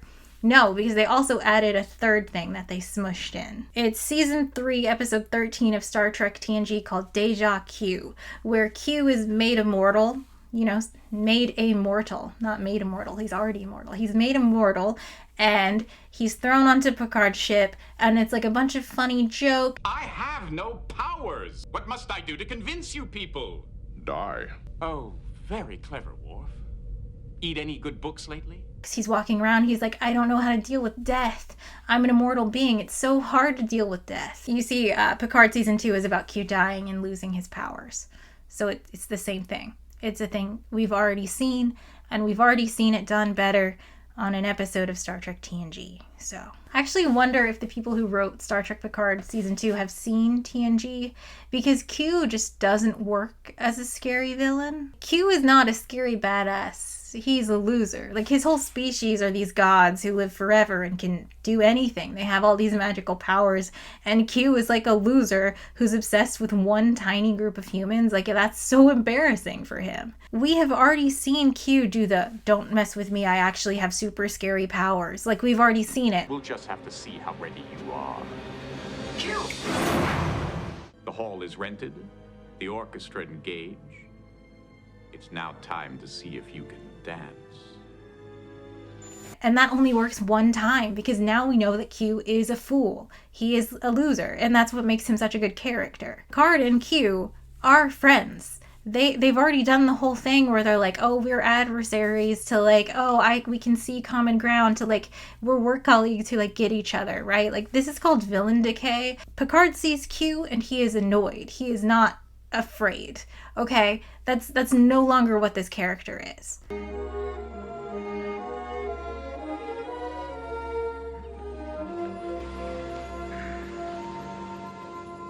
Morning, darling. But the fun thing about time travel stories is that they're boring and they suck. You start at point A, something happens in the timeline, so you go back and you fix it, whatever, and then you go back to point A. Like, you start exactly where you end, nothing happens. Definitively, it's a time travel story. The plot does not matter, which is good for you and I, because I don't have to tell you about the plot. But that means the story has to be about, like, characterization and not really plot. You know what I mean? But because nothing changes, like, it's really, really boring. It was boring to watch. It would be boring to talk about, and not many people enjoyed it. So, real rapid fire. Let me tell you what happens to the characters in Season 2 of Star Trek Picard. So Soji does not go back in time. She is not in this season except for like 20 seconds at the start. The actress plays a 2024 synth made by Brent Spiner. Of course, one of those Soongs who just can't stop making little synths that look like Data. Can't stop, you can't stop them. You know I'll kill you if I think you're a threat. Yes, And that's what I like about you. This plot doesn't matter. It could have been cut from the season entirely, like nothing happens. I think they just wanted something for Brent Spiner to do. They reference Khan at the end, so like, you know, Khan, remember Khan? Wasn't that a good movie? Maybe you should watch that instead. I mean, it's so obvious that the writers were just literally padding time with this story. Like, nothing happens. They stop in the end of the final episode. Like, the big thing is happening to have not Soji's plot resolution. And I'm just like, why? Why do you expect us to care about this random synth? And then it turns out, like, her future is that she's going to be a watcher. Like one of the super special timekeeper, time travel beings in Star Trek, a thing that I hate. They're peppered through the galaxy, assigned to protect the destiny of certain individuals. Assigned by whom? And what do you mean by destiny? You know, it's all kinds of vague. And Will Wheaton shows up as Wesley Crusher. So. A long time ago, I was known as Wesley Crusher. But now, I am a traveler of all of space and time. Elnor dies in the Nazi timeline and they take his body back to 2024 and then Q makes him come back alive at the end. So like literally nothing happens to him. Seven spent this whole season feeling bad about being a former Borg. Again, also the plot of season 1, we've already seen that. Raffi feels bad about Elnor. Like she's the only one to seem sad that he's dead, which is weird because in season 1 it really seemed like Seven was the one to bond with Elnor. Where's Hugh? What is happening on this cube? All right. It's a really weird story. They're kind of playing buddy cops this whole season and like talking about their relationship. I don't know if I mentioned this for season 1, but Jeri Ryan has like really improved as a performer since Voyager. I'm not saying she was bad, but like as an actress, she's like carrying the show. Like she has like a standout performance in this season. She's doing a really great job. So Rios gets captured by ICE. He falls in love with this 2024 woman who's a doctor and she has a kid. And Rios goes through this whole speech about how he has daddy issues, which I think is great because it would have been criminal for him not to tell her that like his only character trait is that he has daddy issues before he steps into the role of stepfather. But at the end of the show, Rios decides to stay in 2024. A normal thing to do. Q and Young Guinan are in this season. The actress who plays Young Guinan is wonderful and I really like her. Haven't settled into retirement yet.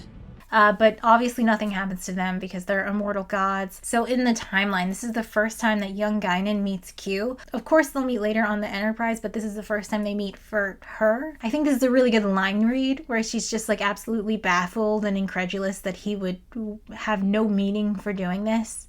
This thing you're doing to Picard, it's how you're hoping to find meaning in your life?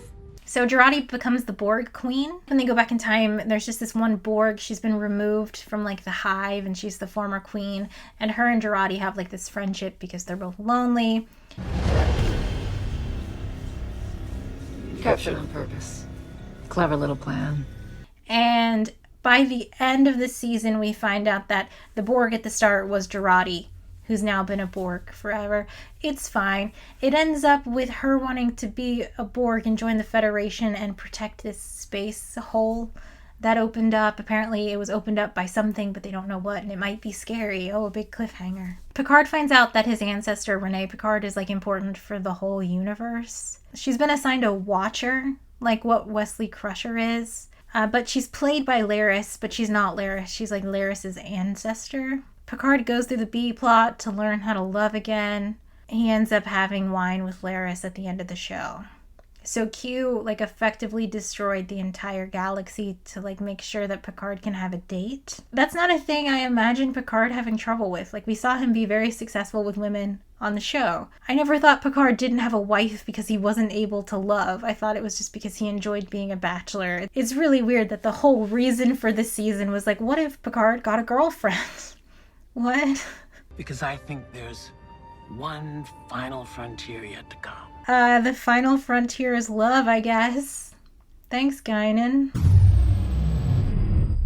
So, in the Patrick Stewart biography, he brags about how the plot of season 2 of Picard was his idea. You see, he's been divorced twice. And both times those marriages ended with him doing like a cheating scandal with one of his co-stars, who he names in the book, by the way. His first marriage also produced 2 children. And then years and years later in 2013, Patrick Stewart gets married to a woman who's younger than his children. And in the book, he describes it as like being so lucky to finally find love late in life. He just talks about how it's the first time he's ever had such happiness, and, you know, Picard deserves that. If it could happen for Patrick Stewart, it could also happen for Picard. And it's just that he published that information for his children to read. Yikes. Also in the book, there are like 4 separate spooky ghost stories where the ghosts tell Patrick Stewart that he's destined to be like a very famous and very good actor. So there's that. Anyway, Patrick Stewart wants Picard to find love, but also he wants the B plot of this season, which he suggested, which also has a real-life basis for Patrick Stewart. So Patrick Stewart is a World War II baby. He was born in 1940. In 1945, after like being in Dunkirk and getting PSD, Patrick Stewart's dad comes home, and Patrick Stewart describes like this shift in his home life. Like before, he was like poor but very happy with his mom and his brothers, and then his dad comes home and like the house is just like on edge and it's like full of rage. And he describes how his father was physically abusive towards his mother like a bunch of different times. Even like the neighbor lady came over to interfere one time, like holding a pan or something, to be like, get your hands off of her. And Patrick Stewart has talked about this a lot for like the last 20 years. He's done a lot of charity work about domestic violence. He's funded a scholarship in graduate work for domestic violence research. This is something he's very passionate about. And like, obviously, it's important to talk about this. It's absolutely a tragedy that this happened to his mother and his whole family, and it's obviously had a huge effect on him as a person. So it's important to talk about. But is this the story we want to tell in our like idyllic economy is solved, everyone has opportunity, everyone can be whatever they want, hopeful future of Star Trek? Is this a great idea? In the B plot, Picard is remembering all this violence he experienced as a child when his father was aggressive towards his mother. And this remembering takes place in like a therapy session with this guy. And I'm going to say this just one more time. It's absolutely a fatal flaw to remind me of a better show when I'm watching your boring, sad show that is no good and I hate watching it and I'm so bored. Like, I see this guy, I'm staring at his face, and I'm just being reminded of a better show. I just want to go watch the series that's fun. I want to go watch Bridget Jones' Diary. But what am I watching? I'm watching Star Trek Picard. Like, halfway through the season, it turns out that Picard is misremembering. His father was not violently abusive towards his mother. She was just mentally ill. Look again. The tunnels. 1,000 ways. 1,000 ways to die. Don't there? And young Picard, who like is 12 or so, but is acting, I want to say 4 years old. We have to go. It's just a game. Hide and seek down below. But I'm frightened of the dark. Yes, but I can't breathe here. We'll go. Didn't understand and thought that his father was mistreating his mother. One day his mother's like screaming for help, and young Picard like lets her out of her room thinking he's saving her, and then she goes and hangs herself and ends her life. And young Picard sees this, and we get to see it too. You know, Star Trek is fun. On Chateau Picard, we get to see his mother's hanging lifeless body, and so does the child. Star Trek is fun. And that's the plot. He feels bad because he feels responsibility. And by remembering that, he's able to forgive himself, and Q's like, you did it. You did it. That was the reason. Now you can have a girlfriend. And that's season 2. If you think they fixed the writing or the dialogue or the cinematography or anything, you would be completely wrong, so we don't have to go into too much detail. Here's a couple examples. We have Raffi and Seven, who are running through the streets of San Francisco in 2024 because a Borg is loose and is killing and assimilating people, and they stop for Raffi to turn to Seven and be like, I feel like I manipulate people. I manipulated Elnor. And then they pause and they do like a 10-minute flashback to show us Raffi manipulating Elnor, and then they jump back to the future, and she's like, oh no. No, but I do. contradictory that you're in need of Seven staying on Earth and fixing her ship so she can leave.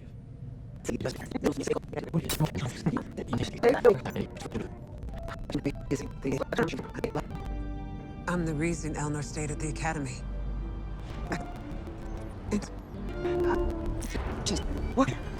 It doesn't matter. Why did you show it to us? I actually was wondering if, like, this guy had a contract that he was going to be in a certain number of episodes. So, like, they were contractually obligated to stop the Borg chase and do a flashback because, like, otherwise where else would he be? Because he was dead this whole season. And that just also annoys me because just give him the money. Why waste my time having to watch a scene that doesn't matter? But the most egregious dialogue from this season... Can't even comprehend how relaxing calculus can be. I will take your word for it. Of course Picard knows calculus. Picard went to Starfleet Academy. Of course he knows calculus. I even think, I guess I don't know Picard as well as Patrick Stewart does, but I feel like Picard's the kind of person who, like myself and like Girardi, would find calculus a fun thing to do. Like, what is this?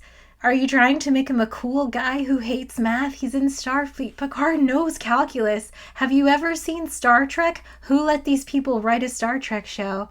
Just go back, watch the part where I talked about the problems with season 1. All of those problems are still present. This show is still incredibly boring. I actually paused the season to just go back and watch a random episode of Voyager to have just like a little bit of fun in my life. I can save you some time there, son. They're bamboo. I watched season 5, episode 4, In the Flesh, and fun fact, it was written and directed by Nick Sagan, son of Carl Sagan, you know, science communicator, so it was kind of fun, and that episode was way better than anything I've seen in Star Trek Picard yet. Something I saw a lot of people complaining about this season was the commentary on social issues. Like, they go back to 2024 and they get robbed, and like, here are some clips, whatever. It's gone, water dry. Soon no food, no breathable air. Maybe the future we saw starts right here. You know who has the luxury of patience here? Someone who looks like you, and not like me. Female Hispanic. My God, there's so many. I was also super annoyed by this. Like, I love Star Trek, and I love when they talk about societal, like, ills, and they compare it to the future, and they're like, if you want to have this wonderful Star Trek utopia, you have to address this, and I think that's what makes Star Trek really good. But the way they did it this season just seemed, like, mean. Guinan gives this horrible dialogue, like, she's doing an admirable job reading it, but, like, it's just... You know they're actually killing the planet? Truth is, whatever you want it to be. Facts aren't even facts anymore. Few folks have enough resources to fix all the problems for the rest, but they won't, because their greatest fear is having less. It's not that it's on the nose, it's just that it feels incredibly hopeless. It feels hopeless in a way that I'm not used to seeing in Star Trek. For example, this clip. Some of these people are mentally ill. They need proper medical treatment. I know, but they're not going to get it. Not now, anyway. And they're like, in the future, mental illness is cured. Like, it's so horrible that these people have to suffer. And, like, the characters feel bad for us. But in 2024, it's like they don't offer any solution to the problem. It's just hopelessness. Like, their solution is that they find a Borg to guide them back to the future. They don't care about what happens to us. They're not trying to fix humanity on like a one-on-one individual level, which is what you see in every other Star Trek episode. They're just like, can't wait to get out of here. It sure does suck to be you. I guess you should have been born in the future if you didn't want to die of mental illness. And it's just so mean. It just feels mean. And the terrible writing just doesn't help.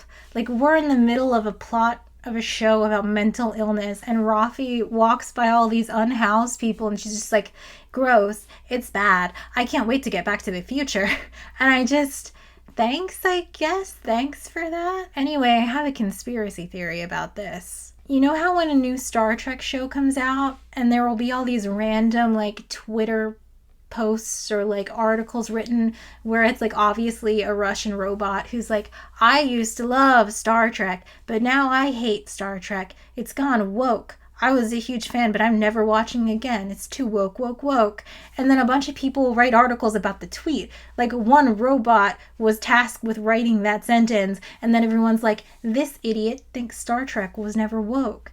And, like, it is a stupid thing to think that new Trek is, like, more woke than old Trek, because, like, obviously. But my conspiracy theory is that, allegedly, I think that maybe the people at Paramount who do the advertising for the show specifically on purpose put that information out there. They wanted defense against people saying the show's bad, so they create a fake argument where people say that the show is bad because it's woke. Do you know what I mean? You know, me, a person who loves Star Trek and has loved Star Trek for a long time and loves the diversity on Star Trek and the appreciation for other cultures, me saying like, hey, Star Trek Picard is pretty bad, the writing is bad, and the story doesn't make sense. I don't like how you've ruined Starfleet and made Romulans invade them and then you never addressed it. Alex Kurtzman, you know, the head producer in charge of NuTrek, can just listen to me saying I think it's bad, and then he can say, you know, Star Trek has always been about supporting diversity. We love these stories. And I say, but like, I love diversity. That's what I love about Star Trek. But my problems are not with the diversity. It's that this feels hopeless. It feels devoid of like the positive feelings for the future that I had when I was watching old Star Trek. This new Trek doesn't even feel like Star Trek. And by the way, it seems like you're not even taking the time to like write good stories. Like, you're just slopping whatever together, and the season stories don't like interlock with each other. Like, it doesn't make sense what you're doing.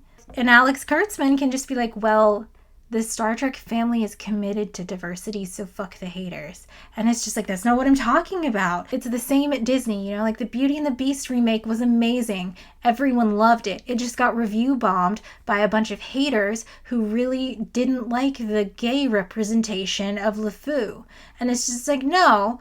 First of all, where? But also, no, it's just an objectively bad movie. It's like you can't criticize this media without the showrunners assuming you have a political angle, but they did that on purpose. A perfect example of this is Star Trek Picard Season 2. You know, they have mentally ill representation of Picard's mom, but like, really, you just created a mentally ill woman and then immediately fridged her so that Picard could learn to have feelings and have a girlfriend. What kind of representation is that?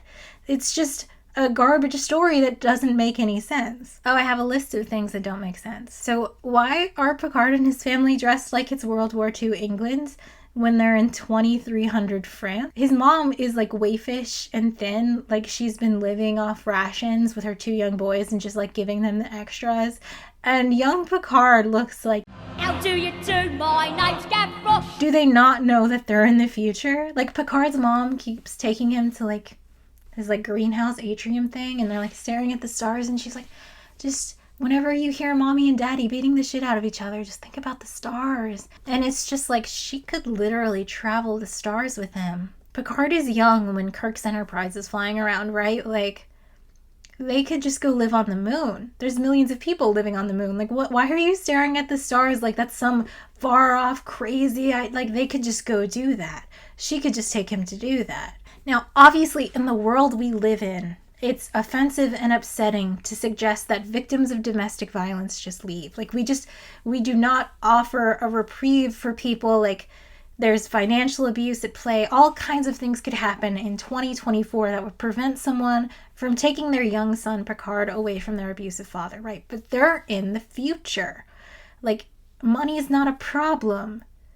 Go live on the moon. Are you telling me that domestic violence still exists in Star Trek? The utopia future of Star Trek? There's nothing she can do? And I think they realized this about halfway through the season, because it flip-flops to being like, no, actually she's mentally ill. She's not actually being victimized. Apparently Picard's dad wasn't a relentless monster. He was just protecting his mentally ill wife, you know, from the mental illness that was cured in the future. We are bringing a revolutionary new medicine to them. A medicine with which the Federation hopes to eliminate mental illness for all time. But also, imagine mental illness is not cured because I guess it's not, or he just didn't have the time to take her to get that treatment, whatever.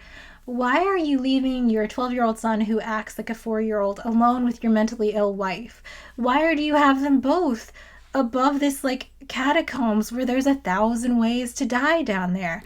Like, you're in the future. Get a robot nanny to follow them around. Get a robot lock on the doors. This doesn't make sense in the future of Star Trek. This story is completely inappropriate for the world, the universe we already know that we're in. It doesn't make any sense. I think it would have been a lot better. It would have made more sense, you know, if you absolutely have to do a domestic violence story in Star Trek, if Picard goes back in time to see Renee Picard and she has like an abusive spouse. Because in 2024, of course, that is a thing that exists. That it might be an interesting and hopeful story to tell. Maybe her spouse is jealous that she's so successful, and so he's abusive. He's trying to talk her out of the flight, right? Picard convinces her to go. He convinces her she has value as a person and she can do it. And then in that, he learns to like love himself or something. And then he can get a girlfriend. Because remember, the whole point of the domestic violence story was so Picard could get a girlfriend. This whole season was absolutely baffling. But here's a list of things I liked. I liked the Borg Queen. Nicotine addiction. I can help you with that. And I liked the idea that, like, Jurati wanted to be in a collective. She felt lonely and she felt better when she was a Borg. And I think that's just an interesting aspect of being a Borg that I haven't seen explored, except on that one episode of Rick and Morty. I liked the pregnant Starfleet lady. I like that pregnancy is a thing that's totally fine and like chill to do while you work in Starfleet in the future. I loved Spot 73.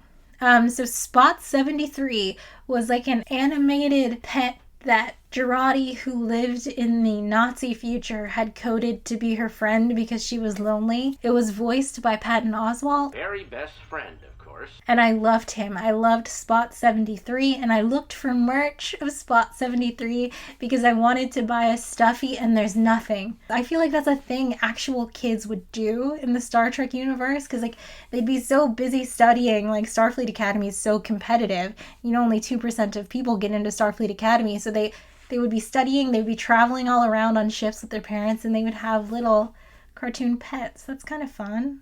I also liked how Laris, like I think her name was Talon, like Laris's ancestor, she was doing this very bad, like transatlantic accent. Absolutely not. Better place for a chit-chat if you get disagreeable. Pretty impossible to back out.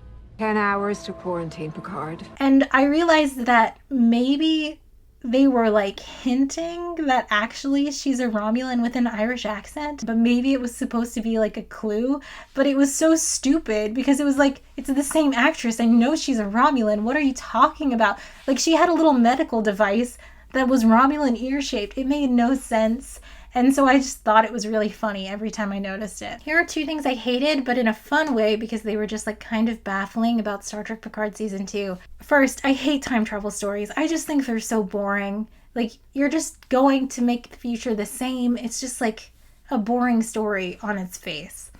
However, in this season of Star Trek Picard Season 2, they set the rules for time travel at the start. You can't bring that with you. This? Yeah. Why not? Because we're 400 years in the past. You have to look out for butterflies. And then they just proceeded to ignore it in such crazy ways. Get out of the car! Get out now! Are you a superhero? I work in outer space. Better, Ruffy, what the hell happened to no phasers?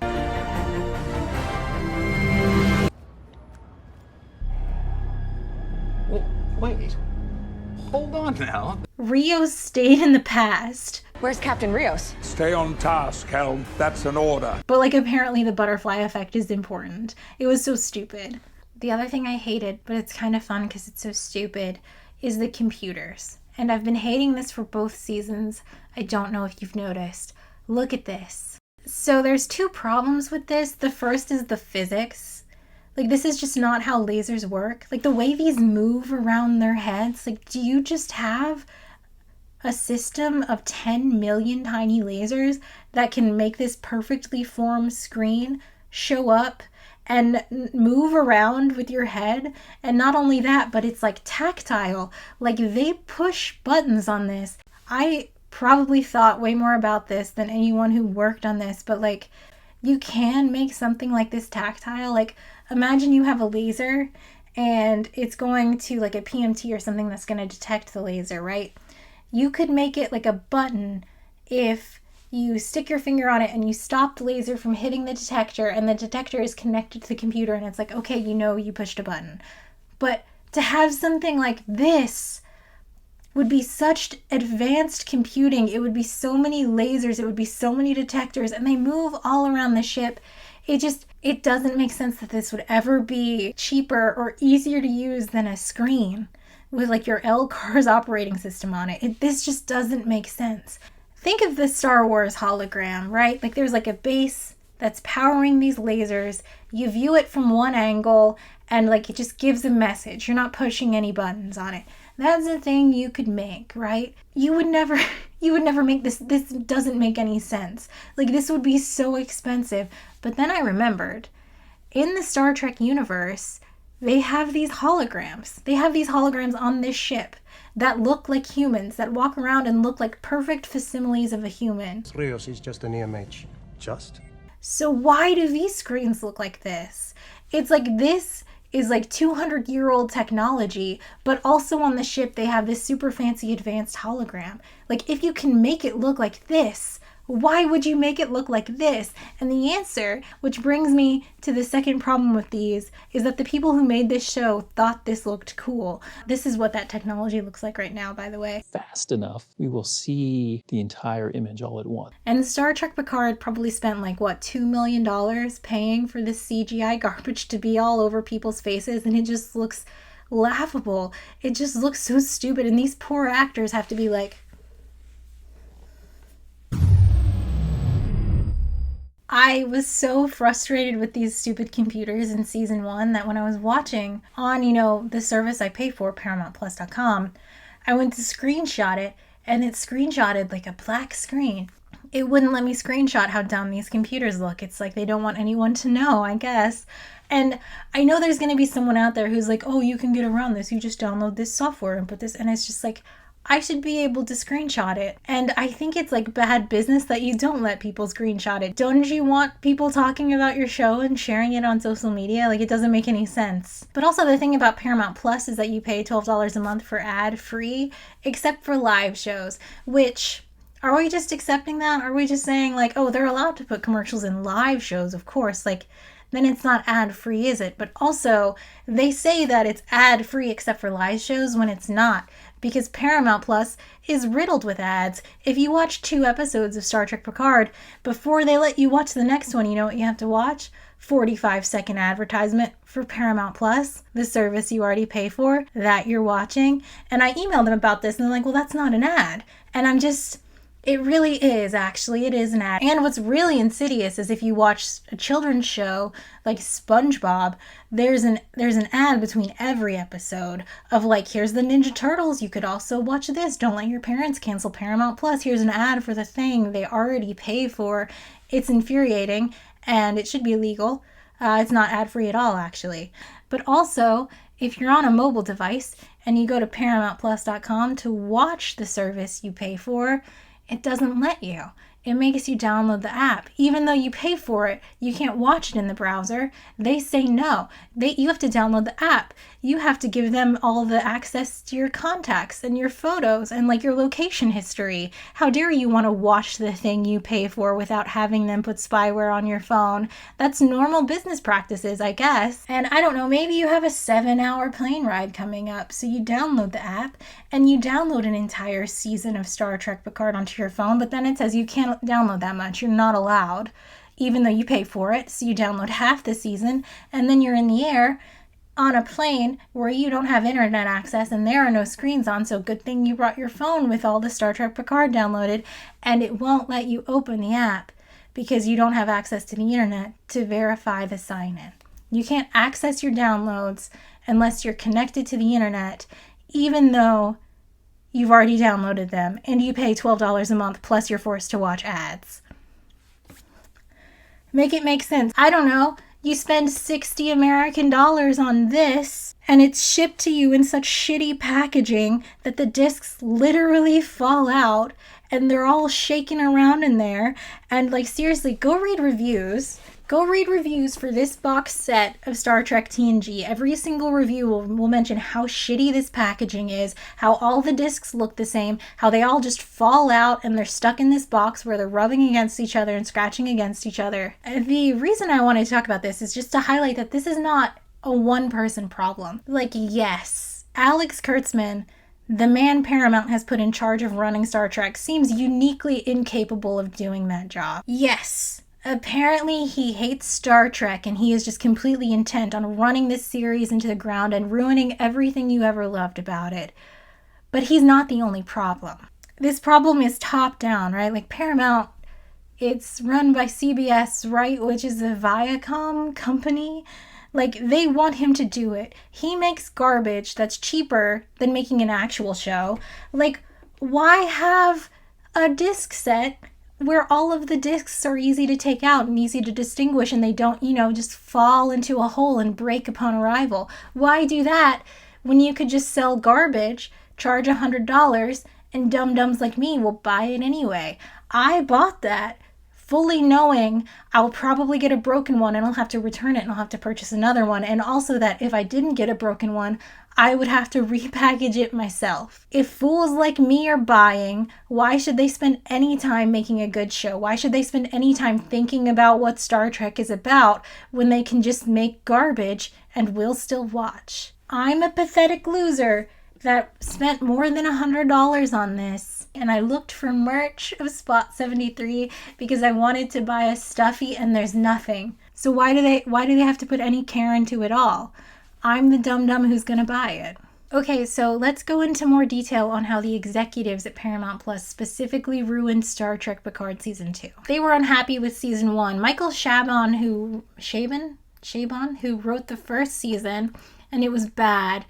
They hired him to do like 6 different shows, so those are gonna come out. So he left Star Trek. Apparently, they were so impressed with the writing of Season 1, but they got new writers, and some of those writers were like, we gotta go back.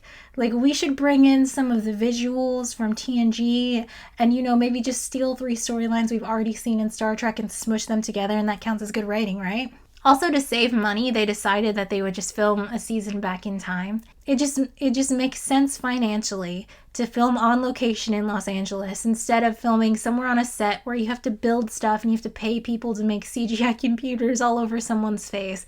And actually, the state of California gave them a $20 million tax break to film in Los Angeles. So if you pay taxes in California, you paid for this. Do you feel good about where your tax dollars are going? See? Right there. Crackpot talk. I'll be leaving now. To make even more money on this garbage season of Star Trek, they also had product placements inside the episodes, mostly for alcohol. And there's this horrible scene where they pan to the alcohol, they focus on it, it's an advertisement, right? You know that that's what that is. And then it immediately cuts to Rafi, really wanting to order alcohol. The character who's a struggling former alcoholic, and she overcomes this urge and orders a soda water, and it's like, that's the ad? The whole crew got COVID when they started filming this, and that caused a whole bunch of things. It was delayed, people started looking at the scripts more, and they were like, this is too Star Trek-y. Slow your roll. Don't make it so nerdy.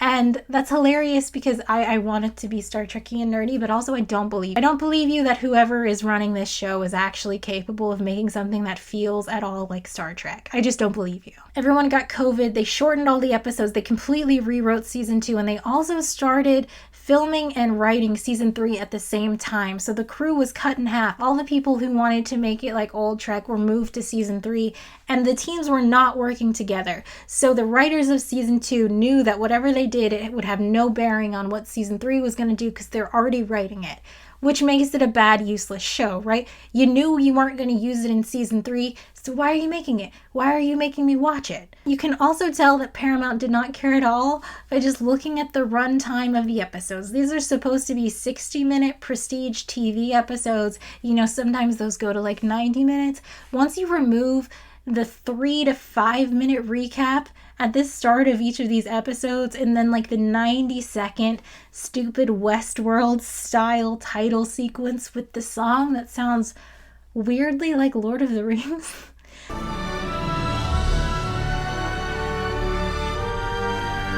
These are even shorter. These are like 35 to 40 minute episodes. They just did not care at all. They had nothing to say. How was it so short, but also so boring, and also literally nothing happened, but also it didn't make sense? And post-release, the people making it were just like, yeah, it was rushed. We didn't have time to do what we wanted. We dropped some plots. A lot of things didn't make sense. Of course, we knew going in that none of the season would be important for season 3, so we really didn't know what to do with that. They thought it was a bad show. They were making it, they knew it would be bad, they were putting it out and they knew it would be bad, and then it was bad, and now they're like, sorry it was bad, but like probably season 3 will be better, right? Like, they're happy to take our little $12 a month and pretend that they're making a show.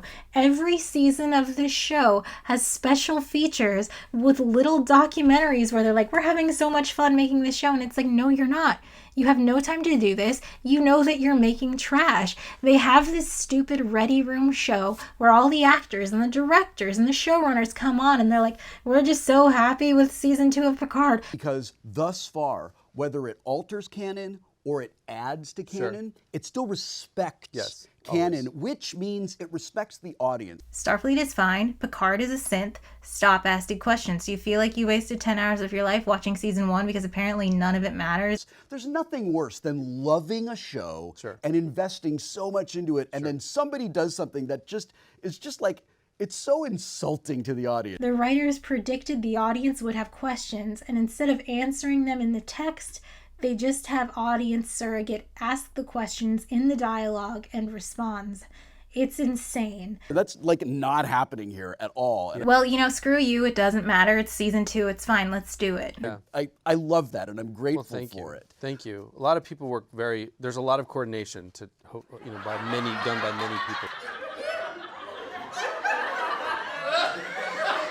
Doesn't it make you angry? Like, to put out a show that is bad, but you believe it's good, is one thing. But to put out a show knowing it's bad, knowing it doesn't make sense, knowing that you didn't have enough time to work on it and that you're unhappy with it, know that it kind of ruins all the good ideas that were ever in Star Trek because you just didn't think about it that much, because you just didn't care that much, because you just don't care about Star Trek at all the while going on the Ready Room show and talking about how much you love Star Trek and how you're really true to the core beliefs of Star Trek. Like, they knew it was garbage the whole time. They could have just not put it out. Like, why even put Star Trek Picard season 2 out if you know it's bad and you didn't spend any time on it and you just did everything you could to make every dollar back because you know that many people aren't going to watch it? I would be happy to wait 2 years to get a good season rather than you just throwing trash at me. It does make me mad. And I'm also angry for all the people who worked on this. The costumes in this season and season 1 are some of the best Star Trek costumes. I like the uniforms, and I also liked just Picard's like daily wear, like sweaters and stuff. Like, it all looked so great. Like, one of the only good things about this show is the Picard's sweater selection, and it's just like, did anyone tell her what a great job she was doing?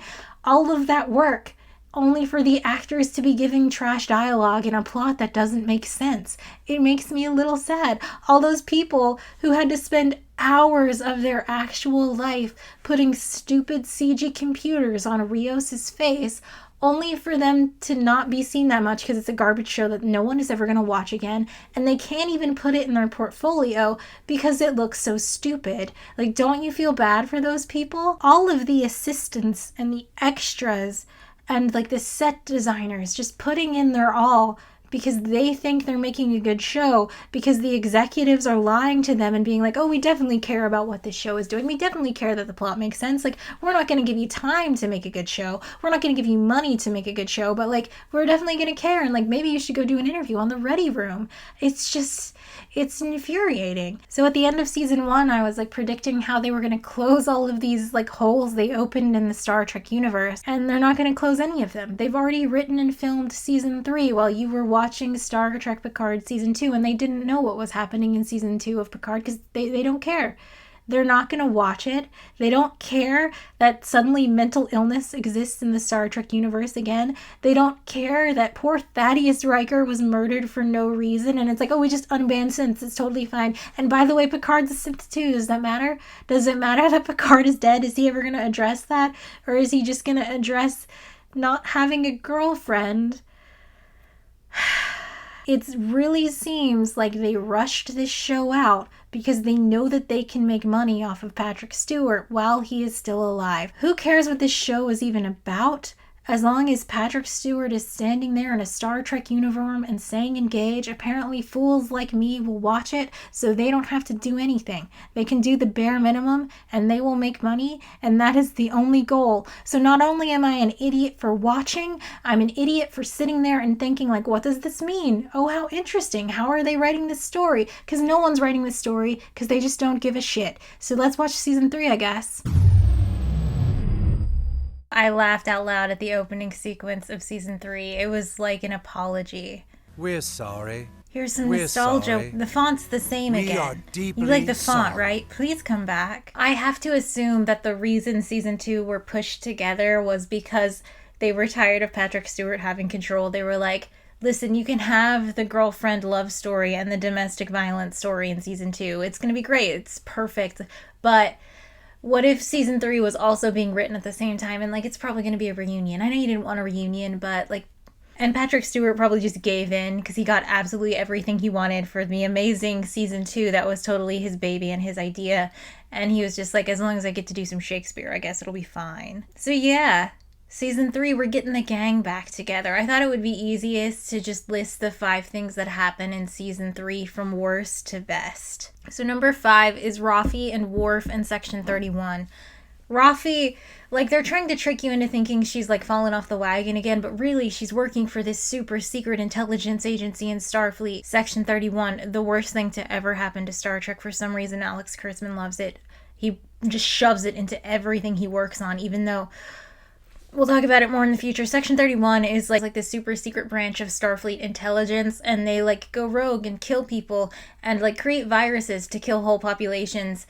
If you watched Deep Space Nine, Section 31 was there, but it was like rumored that like they used to work with Starfleet and they've gone rogue, which like fine. But in Picard season 3 and all of the recent like NuTrek stuff, it seems like Starfleet fully knows about and fully supports Section 31. Section 31. Critical division of Starfleet intelligence. I know who they are. I just didn't know this is where they're hiding all the good stuff. The worst idea ever to hit Star Trek. And it seems like Worf, you know, the Klingon who was all about like duty and following orders and like doing what's right. Apparently he also now works for Section 31. Whatever. We love Worf. I'm happy to see him. In this season he's like meditating and he says he's a pacifist, and that's kind of funny. Captain Riker. Worf. Call me Will. Come on. You should know that I now prefer pacifism to actual combat. Energize. Or I'm gonna die. Season 3 from worst to best, number 4, family. So the plot of season 3, you wouldn't believe it, Captain Picard has a long-lost son. We already did that. Why would anyone show up to the movies to watch the long-lost Picard son thing? That's so boring. And also, we already did that. He has a son with Beverly Crusher. That's why he hasn't seen Beverly Crusher in like 23 years. That's right. They're suggesting that this man, this 35-year-old man, is 23 years old. If he's 23 years old, I'm 23 years old. And I'm not shaming him. He looks great. He's very handsome. But he looks 35 because he is 35. I don't understand why you would cast someone that looks like this if the whole plot hinges on them being exactly 23 years old. Anyway, the plot is exactly like Bloodlines. You know, Picard reluctantly becomes a father for the first time, a thing we already saw him do in TNG and also with Elnor and also kind of with Rios. I said I would never do it again, and then I fucking did it again. So it's kind of boring to just watch it again, but yeah, he accepts his role as father. That's the plot. Also, Riker and Deanna are on the outs. This plot didn't need to happen. It was a total waste of time, and it kind of made me mad that they just shoved it in there to give them something to do, but whatever. Apparently, Riker was not grieving appropriately for their son, Thaddeus Riker, and so Deanna got in his brain and, like, dulled his emotion. Deanna, the professional grief counselor, got into her husband's brain and dulled his emotions about their dead son so that she wouldn't feel so bad, because she's a betazoid and she can feel people's feelings. And when that wasn't enough for you, we both gave up. And Riker was like, oh God, I'm not grieving correctly. This is terrible. And so they were fighting about that. And they kind of just like hug and go on vacation and get over it, which just seems wild to me, because someone getting in your brain and dulling your emotions for like the worst thing that ever happened to you, the death of your child, seems like immediate divorce territory. It seems like they invented something that sounded good for the story they had, but really it's this crazy, huge, terrible thing. And once you shove that into the room, it's like, wait, why are they still together? Deanna's a horrible person. So thanks for that. But also, it's kind of foreshadowing for how the whole plot is going to go this season. Also, under the family umbrella, Geordi LaForge is there. We love to see Geordi LaForge. Geordi! And he has 2 daughters who I also love to see. They were great. There was also a fake family tension story there where Sidney LaForge, who is a pilot... Is there something wrong with that, Ensign? Ensign LaForge, eyes on your station. LaForge? Sidney LaForge? Was like... But I don't want your life. Because Geordi wanted her to be an engineer or something. It also seemed really forced. I feel like Geordi wouldn't really care what his daughters did. It seemed like fake tension, and I didn't like it, and it didn't really add anything. I don't understand why they shoved all this in there. So from worst to best things in season 3, the Shrike. I hate that they call the ship this. This is like the bad guy ship. It looks awesome. I like the ship, but the Shrike just sounds like they were trying to say shriek or strike, and like they should have picked one. Either would have been better. Riker and Picard get on the Titan, which is Riker's old ship, and it's captained by Captain Shaw, the best thing Star Trek Picard did. I love Captain Shaw. I want more of Captain Shaw, and also 7 of 9's there. She's finally in Starfleet. She's the first mate. Amazing. The reason Riker and Picard are there is because they're going to sneak on there, and they're trying to convince Shaw to take them to this Nebula to save Beverly Crusher, and also they don't know about his son yet. And in this nebula is where they meet the big bad of this season, the Shrike, which is helmed by the big bad guy, Vadic. Good afternoon. I believe it is afternoon in Sol System. So Vadic is a changeling. I don't know if they expect everyone to be like super into Deep Space Nine, but she's a changeling. You know, from the Dominion War, which we saw on Deep Space Nine. You know, the one where Section 31 manufactured a virus with the specific intention of genociding all of the changelings. And then Starfleet was like, we don't have to give them the cure to this. And then Odo from Deep Space Nine had to steal the cure and give it to the changelings. Our big bad boy Vadic, she's still mad. Obviously, because they tried to genocide her whole people. Her family was captured because they're changelings, they're like goo, and they trapped them in these little test tubes and like did experiments on them. And so she's mad, obviously, because Section 31 tried to genocide her whole family and everything. So yeah, they're looking for Jack Crusher, which starts the plot. And I know what you're thinking. This sounds like The Wrath of Khan, that original series movie that came out in 1982. You know, the one with... The actions of the Federation have led to the near destruction of the bad guys. Years later, those people are martyrs, and it creates mortal enemies of Starfleet. The captains find an old lover and a son they didn't know they had. The old guys assume command of the new ship. The big bad tries to negotiate a deal. There's a parasite or virus that infects the crew, encouraging them to kill older members of the crew. The big bad dies. Big happy ending, but not before the best character in the movie dies for no reason. And also, maybe this sounds like the sequel to Star Trek 2009. You know, the one with Benedict Cumberbatch?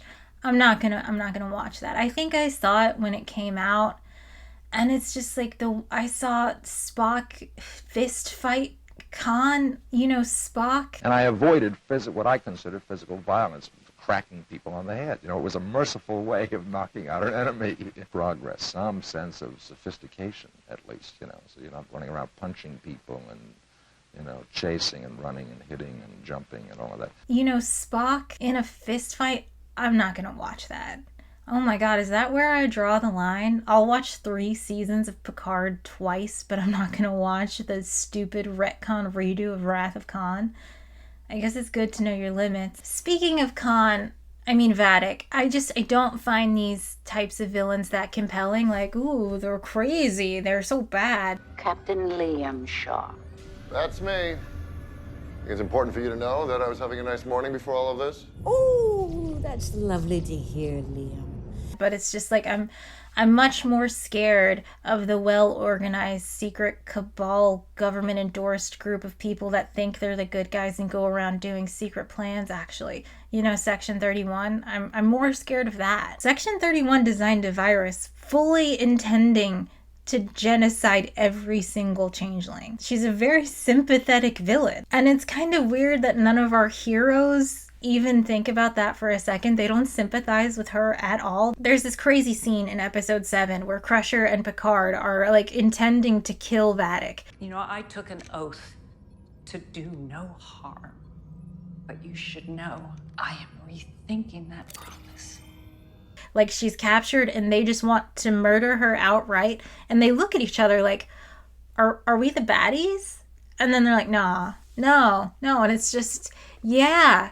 You are the baddies. Travesty of the Dominion War. Do not compare the atrocities committed by your side to the warfare executed by mine. But they never bring it up again, and they just destroy the Shrike. Victory music plays, and they just murder all those changelings. Give it everything we've got. Fire! They're not the good guys here. It's really bad, and this is the huge problem with Section 31, right? Section 31 made those bad guys, and now you are murdering them all because they're mad at you because of the secret, super secret cabal of evil guys that control your government.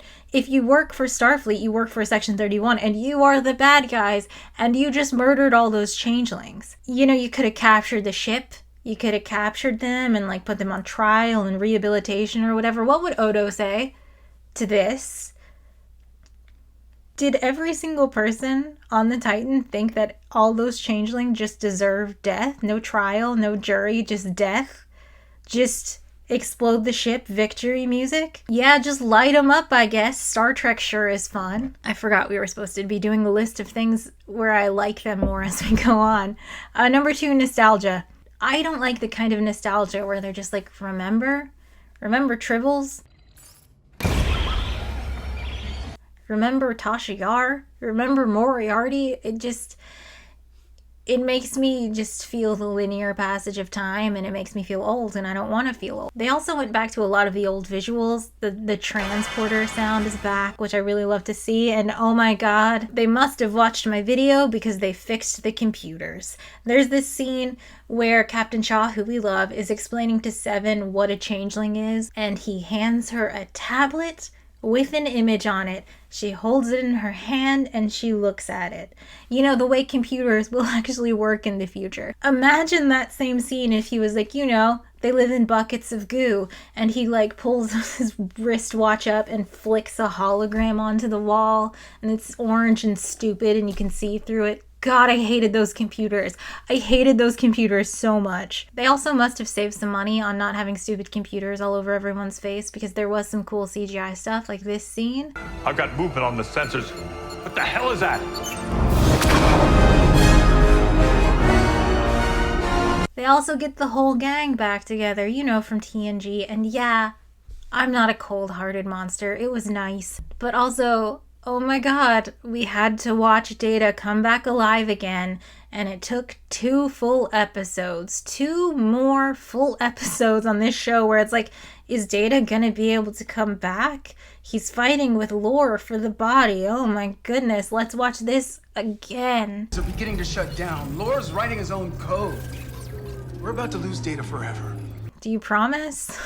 Look at me and promise me I never have to watch Data come back alive and or die again. I don't like Data that much. Okay, the best thing in this whole season was Captain Shaw, a new character. I loved Captain Shaw. I love reading about all your wildly exciting and equally irresponsible adventures, but I have orders that come down from actual officers whose pay grade are far above all of ours, so... Him and Seven in this season confirm, I think, what the Picard show is intending to do, which is that Starfleet is bad.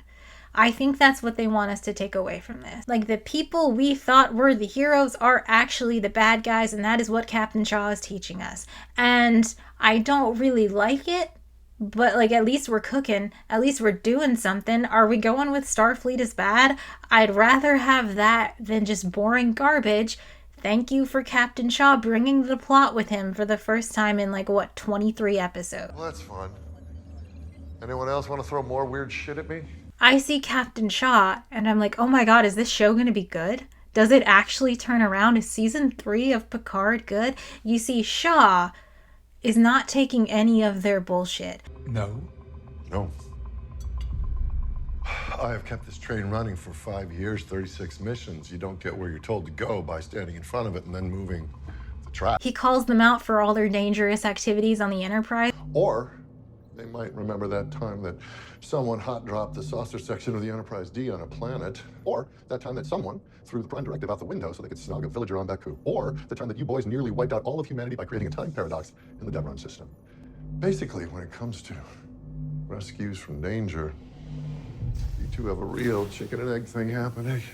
He even highlights like the specific psychological issues that come when you just like fuck around with people's safety and people's lives, the way the whole Enterprise crew did. Did your old man ever tell you about the time that he and I first met? USS Constance, Stardate 4400 2.3? No, come on. You must have heard about the Battle of Wolf 359. 40 Federation starships up against one Borg cube. 50 of us made it down to the life deck. But one life pod, 10 seats. We didn't fight over who should live and who should die. We waited for orders. And then finally, some lieutenant comes down and she just starts... Also, there's this scene where he gets hurt on the bridge and he knows that he can't efficiently or effectively captain the ship while he's like in the sick bay. Computer! Transfer command. Captain William Riker Proton. Authorization Shaw. 1211 Bravo Delta. Command transfer authorized. Get into sickbay. He trusts what they have to say, even though he thinks their methods are not the best. Also, this scene where Geordi shows up and Captain Shaw used to be an engineer before he became a captain. He just starts nerding out, and you can tell like he really got into Starfleet because he loves engineering, which I just love to see. Mr. LaForge, as a former engineer, I wanted to say what an honor it is to have you on board. Captain, your hull is battered and bruised and basically paper thin. You're spewing fumes through layers of 21st century duct tape. Yeah, it's been a weird week. Which is why, under better circumstances, I would gladly geek out with you over the marvel of maintenance and engineering that this ship is. Thank you. Think back to season 2, where Admiral Picard is like, I don't even know what calculus is. Can't even comprehend how relaxing calculus can be. I will take your word for it. And you have Captain Shaw here, just being super excited to talk about the inner workings of the engine. I love Captain Shaw, and I can't believe they killed him for no reason. While he's dying, he's like apologizing to Seven, and he's like, maybe I should have let you break the rules. Maybe I was wrong. So I guess Starfleet is good, and yeah, Picard season 3 is still bad, but like, of course it's bad. How could it suddenly get good in season 3? I don't know who came up with Shaw. I don't know who wrote him, but they obviously didn't let that person be in charge of the rest of the season because it is bad. It's garbage and it's bad. All 3 seasons are equally bad, actually. People specifically said to me, you can skip season 1 and 2. It's not very good. But season 3 is totally unrelated, and it's like a reunion of TNG. It's just as good as TNG. It's just as good as the old episodes, and but were we watching the same thing? They're still doing that absolutely hilarious thing where, like, there's an obvious plot hole, so they just address the audience briefly to answer that question. Why is Picard's son named Jack Crusher? You know, I always wondered about that. I mean, I know my mother didn't hate you, but naming me after her first husband? Why was Jack Crusher, a man that was raised in a solitary starship by his mother Beverly Crusher, who has an American accent, speaking with a British accent? This accent. He went to school in London, never shook it. Maybe it's in his DNA. Helios, warp status. They found us on Sarnia. We ran. Then Kappa, then Exoport. Each time... Wait, did she read 2 books for this video? Actually, I read 3 books for this video, but one of them was this, an autobiography of Jean-Luc Picard. And the reason I read this is because this came out in 2017 before Picard was announced, and I just kind of wanted to see what this would have to say about the future of Jean-Luc Picard compared to like what the show decided to say. And was this book good? I mean, no, of course it wasn't good. Was it better than Picard? Yes. The author has to explain why Jean-Luc Picard, a man from France, a man who lives on Chateau Picard, a French winery, has a British accent and enjoys Earl Grey tea. And his answer is that hundreds of years before the plot of Star Trek TNG, England invaded France. And so the French developed some of the habits of the British people. They have British accents now and they drink tea. And you know, honestly, that seems like something England would do. And it's fun when you set a story super far in the future and there's like just some past thing that doesn't exist that you suggest. And I bring this up just because what a fun way to explain this stupid miscasting of Patrick Stewart as a French person. Like, obviously, they should have just changed his name to something British, but instead they were like, don't even mention it. He's a British guy with a French name. It's fine. And it is fine, and it's funny. In this show, they explain away Jack Crusher's British accent by being like, oh, he's just one of those people that spends a little bit of time in a foreign country and pretends to have that accent. Just say nothing. Just let him have a British accent. The fact that you brought it up makes it worse. It's bad. There's also this scene where they're stuck in this nebula and they don't have power and they're all gonna die. And so Picard takes Jack Crusher to the holodeck so they can be in 10 Forward Bar that's in San Francisco and they can have a drink. And Jack Crusher's just like, the holodeck works when there's no power? Given the state of the ship, the holodeck's still open. Well, it relies on a small, independent power cell for this very reason, so that in times of distress, it can be a kind of sanctuary. And he's just like, yeah, so you can die on the beach, you know. Like, oh, we can't power life support, but we can power our merry jaunt through old England. It's fine. I protest. I am not a merry man. And I did say some of the CGI was good, but some of it's real bad. Like, look at this one where they DH Picard. Because he'll be looked after by the wisest of souls, someone endowed with great kindness, patience. You're saying you don't want to live because you're wearing that suit? Just as an example of the bad writing in Season 3, I would like to tell you about the cliffhanger problem. You see, the story of Season 3 is, who is Jack Crusher? And what's he all about? So episode 1 ends with them finding Beverly Crusher's ship and they're like, who's this guy? Uh-oh, people are after him. And they open with him being like, I'm Jack Crusher and I don't know who's after me.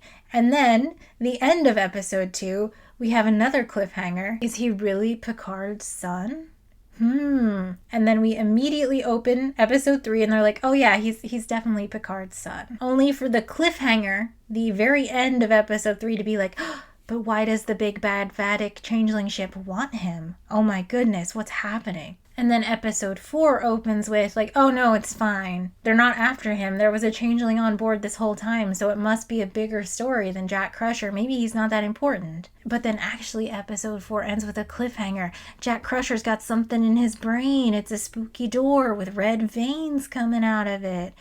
And this is where I started getting annoyed. Like, the close of every single episode this season is like, oh no, there's a big scary mystery about Jack Crusher, only for them to immediately open the next episode and within the first 3 minutes solve that mystery, only for them to then 40 minutes later have a second separate mystery about Jack Crusher. It's just lazy, stupid writing. Like, I don't care about Jack Crusher.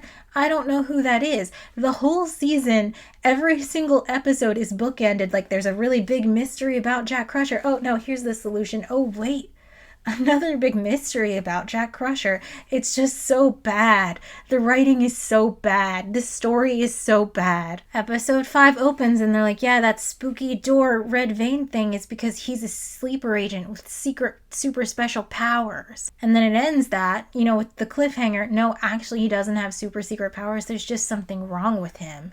Oh no. Episode 6 is like, nope, there's nothing wrong with him. He's just sick. There's this really funny sign that flashes in the med bay. Like, imagine if you saw that. Fatal diagnosis. Like, just in your doctor's office before they even walk in and tell you anything, just flashing. Fatal diagnosis. But don't worry. Immediate resolution on this one because, it's just the same disease Picard had. Remember season 1 where Picard literally died from a disease? Yeah, Jack Crusher has the same disease. Picard's dead. He's actually a synthetic being. It doesn't matter. But you're not allowed to forget it, okay? But since they've already resolved that plot, they're like, oh, he has a disease, but it's just the same disease his dad has, and his dad lived for 80 years with that disease, so it's probably fine. They end with a separate cliffhanger that's like, but he's dying. What if he does something crazy now? Because he's dying. Episode 7 opens with oh no, he's not doing something crazy. It's not that disease. Actually, he just does actually have magical powers. He can just jump into people's bodies and control their brains and move their bodies from his own body. Except the cliffhanger is that nobody believes he can do that. What if no one believes he can do that? Oh my goodness. Episode 8 opens and he does it and they're like, whoa, you can do that. So that's resolved. But then, once everyone accepts that he's just magic, Deanna sees a darkness on the ship. Dun dun dun, end of episode. And this is where I'm such a lame loser. I'm such a loser. They show this, the scary door and the red veins coming out. And I was like, wait a second. Those red veins kind of look like those scary synth tentacles from season 1. And then season 2 ends with that giant thing where Girardi's like, I had to come over here to join the Federation to guard this giant hole that's opened in the center of the galaxy. Nobody knows who was powerful enough to do this. And I was like, wait a second. Are all of these plot threads gonna come together? I'm staring at this door. And I'm staring at these red veins that are starting to look like those tentacles. And I'm like, did they actually plan this out? Is this going to be interesting? Is Star Trek Picard going to be good? Is this a new alien? Is it something else in the future? Are we in a new era of Star Trek? Of course we're not. It's the Borg again. It's just the Borg. More Borg. Why not 3 full seasons of Borg? You like the Borg, right? It's just, I'm not joking. It's just the Borg again. 3 full seasons of Borg. So the cliffhanger in episode 8 is there's something evil on the ship from Deanna. And then Deanna's like, oh no, it's the Borg in episode 9. So immediately the mystery is solved. It's just the Borg again. Whatever. The plot is that Picard used to be a Borg. Obviously, we know that. We just watched 2 full seasons about how he's still upset about that. Whatever. See, when Picard was Locutus, they edited his DNA to have this virus in it. So Jack Crusher now also has that in his DNA. And I really hate how this show very specifically made me think about Captain Picard's literal sperm. I just... The Borg had passed something on to Jack. Some organic technology. The changelings infiltrated Starfleet, it's super easy to do these days, in order to edit the transporters because they were working with the Borg. A thing that doesn't make sense because the enemy of the changelings are the solids and the Borg are also solids. This plot doesn't make sense with what we know about changelings. But anyway, once Jack went through the transporter, the changelings had his DNA and they were able to change. This is actually kind of cool. So they describe the transporter as having a base human and a base Vulcan and a base Andorian or whatever. Because all humans are mostly the same DNA. So it would be stupid to copy that and then recopy it every single time. So they just keep a little stored basic human. They took Jack's DNA once he went through the transporter and grabbed a little virus, and for every base species person, they shoved it in. So every single thing, every alien that went through the transporter in this time got the Borg virus added to their DNA via the little base copy. I just thought that little explanation was kind of cool. I liked it. So Dr. Crusher discovers that the Borg can like remotely activate this virus, but the thing is, the only people that are going to turn into Borg are people who are younger than 25 for humans, because their prefrontal cortex is not yet developed yet, and like the equivalent for other species, like Vulcans are like 50 or whatever. That's right. Our heroes are safe because they are old people. And I just have to think about the writer's room where this happened. So they're just like, guys, season 1 was pretty lousy. Season 2, we've basically given up on it. They're turning in 35-minute episodes. Like, it's about love or something. I don't know. Patrick Stewart wouldn't let us not do that. But now the gang is getting back together. This is going to be the legacy of Star Trek TNG. We need to make magic happen. We need to put something good out there, right? And someone was just like, well, they're old, right? What if there was like a virus? And the virus only affected young people, so the old people had to save the day. It could be Borg, I guess. People love the Borg. And then, like, they just went home for the day. They were like, yeah, that's pretty good. That'll do. And you don't have to take the first idea. You could just sit and maybe brainstorm a little bit and come up with a second idea. This book was written by a guy called David Goodman. He knows a lot about Star Trek, but also he wrote for the Golden Girls. And I just want to sit with that for a second. Imagine if instead this had more of a Golden Girls vibe to it. Just imagine Star Trek The Next Generation plus the Golden Girls. That would have been really good. That would have been a lot of fun. But we got this. We got this instead. It was real. Oh yeah, the plot. So, the end of episode 9 is like Jack Crusher sees everyone get the Borg virus, and he's like, I'm going to the Borg ship. And they're like, oh my god, was he a bad guy this whole time? And then episode 10 is like, no, he's fighting the Borg from within. And then Picard has to go become Locutus, and he hugs Jack Borg, and they save the day, and that's the end. While this was going on, every single person who was under 25 and went through a transporter became a Borg. Torch! Torch!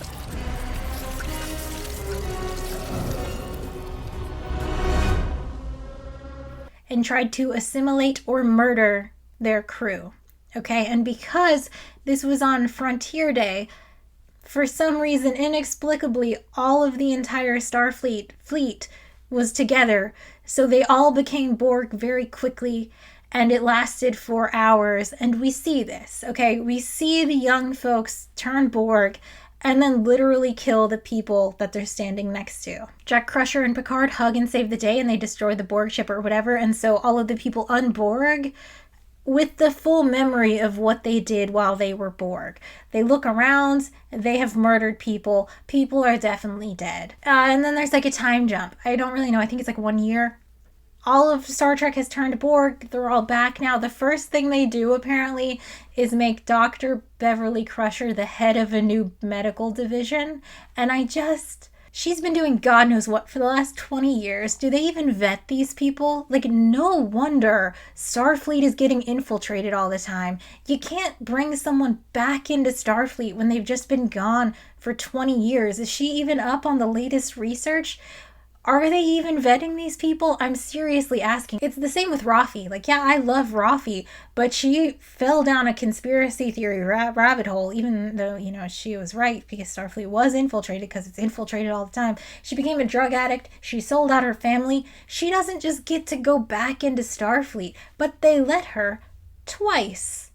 It's wild. Even Picard directly disobeyed orders, and then he went on Star Trek Fox News, a thing that still exists, and he talked shit about them. They don't just let him back into Starfleet. You're just letting whoever back into Starfleet.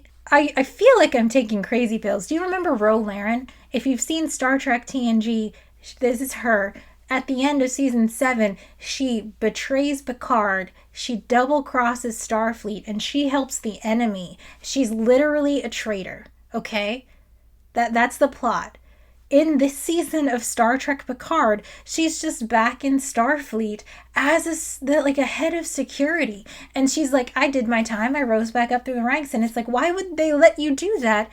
You are a traitor. No wonder you're constantly infiltrated by Borg and changelings and Romulans. Like, why? You can't just let people back into Starfleet. It doesn't make sense. This is so wild. Like, I like the character of Rolaren. I like to see her. She's a good character. But just because someone's good and they say sorry, you don't forgive their traitorness and let them back into Starfleet because she will just do it again. It makes no sense.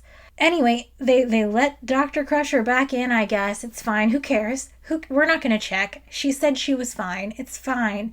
And the dialogue is just like, she fixed the transporters and cured the virus.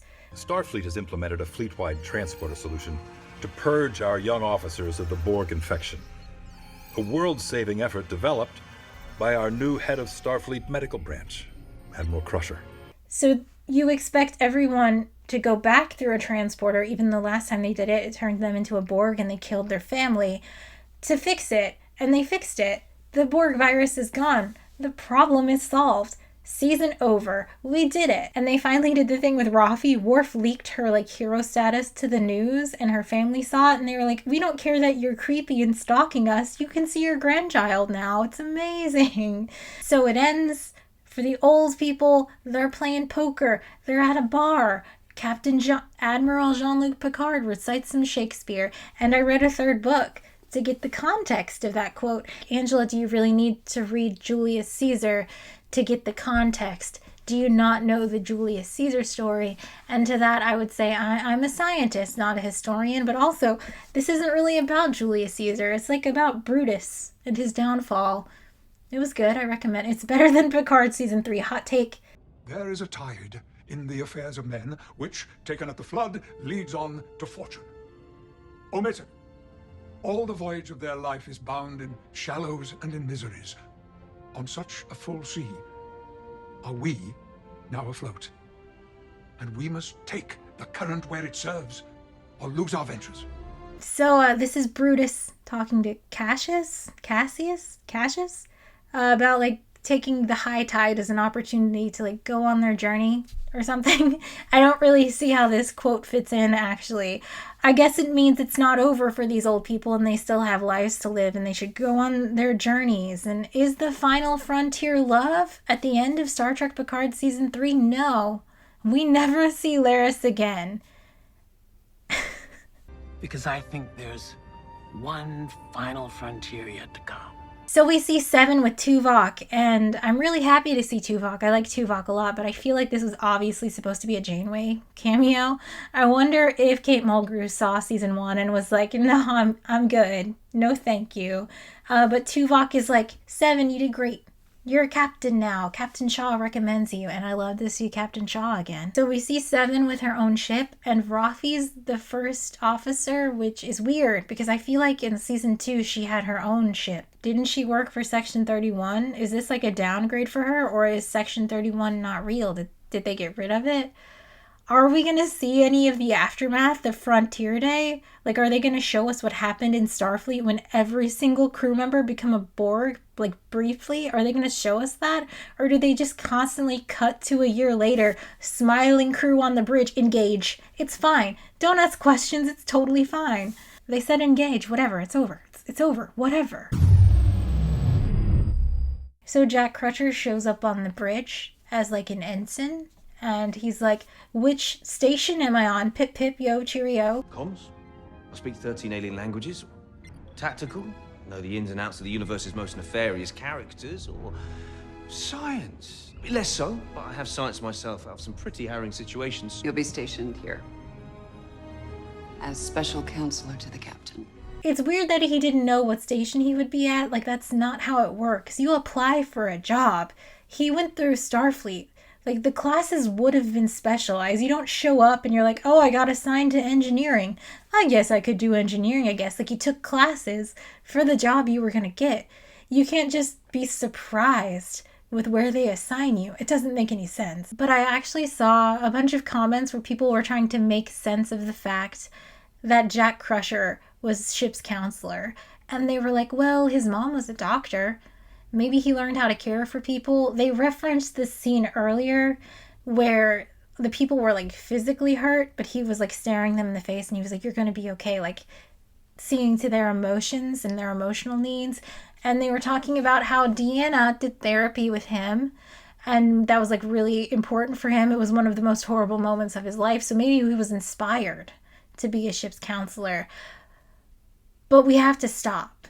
You and I had to stop putting any thought into what they're doing here because it's always the most obvious thing. They put him as Ship's counselor because Jack Crusher has Borg powers and can get inside people's brains and see what they're thinking. They imagined a show called Star Trek: Legacy with Captain Seven, and she's like, uh-oh, what is this guy thinking? I don't know. And then Jack Crusher like zooms into their brain and reads the room, and he's like, let me tell you what the enemy is thinking. And it's so stupid. It sucks. It's so stupid. But like, that's the thing. If you're watching NuTrek and you're like, why are they doing that? It's always the stupid, most dumb, obvious thing. That's why Jack Crusher is the counselor. Because he has Borg powers and can get into people's brains. The fact that they were trying to backdoor pilot Star Trek: Legacy with this story is absolutely wild to me.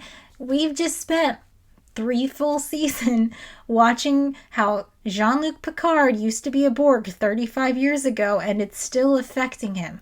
In his day-to-day life, when he does his job, when he interacts with his friends and family, he still thinks about how he was a Borg, and he has trouble doing that. After they brought you back from your time in the collective, do you honestly feel that you regained your humanity? Yes.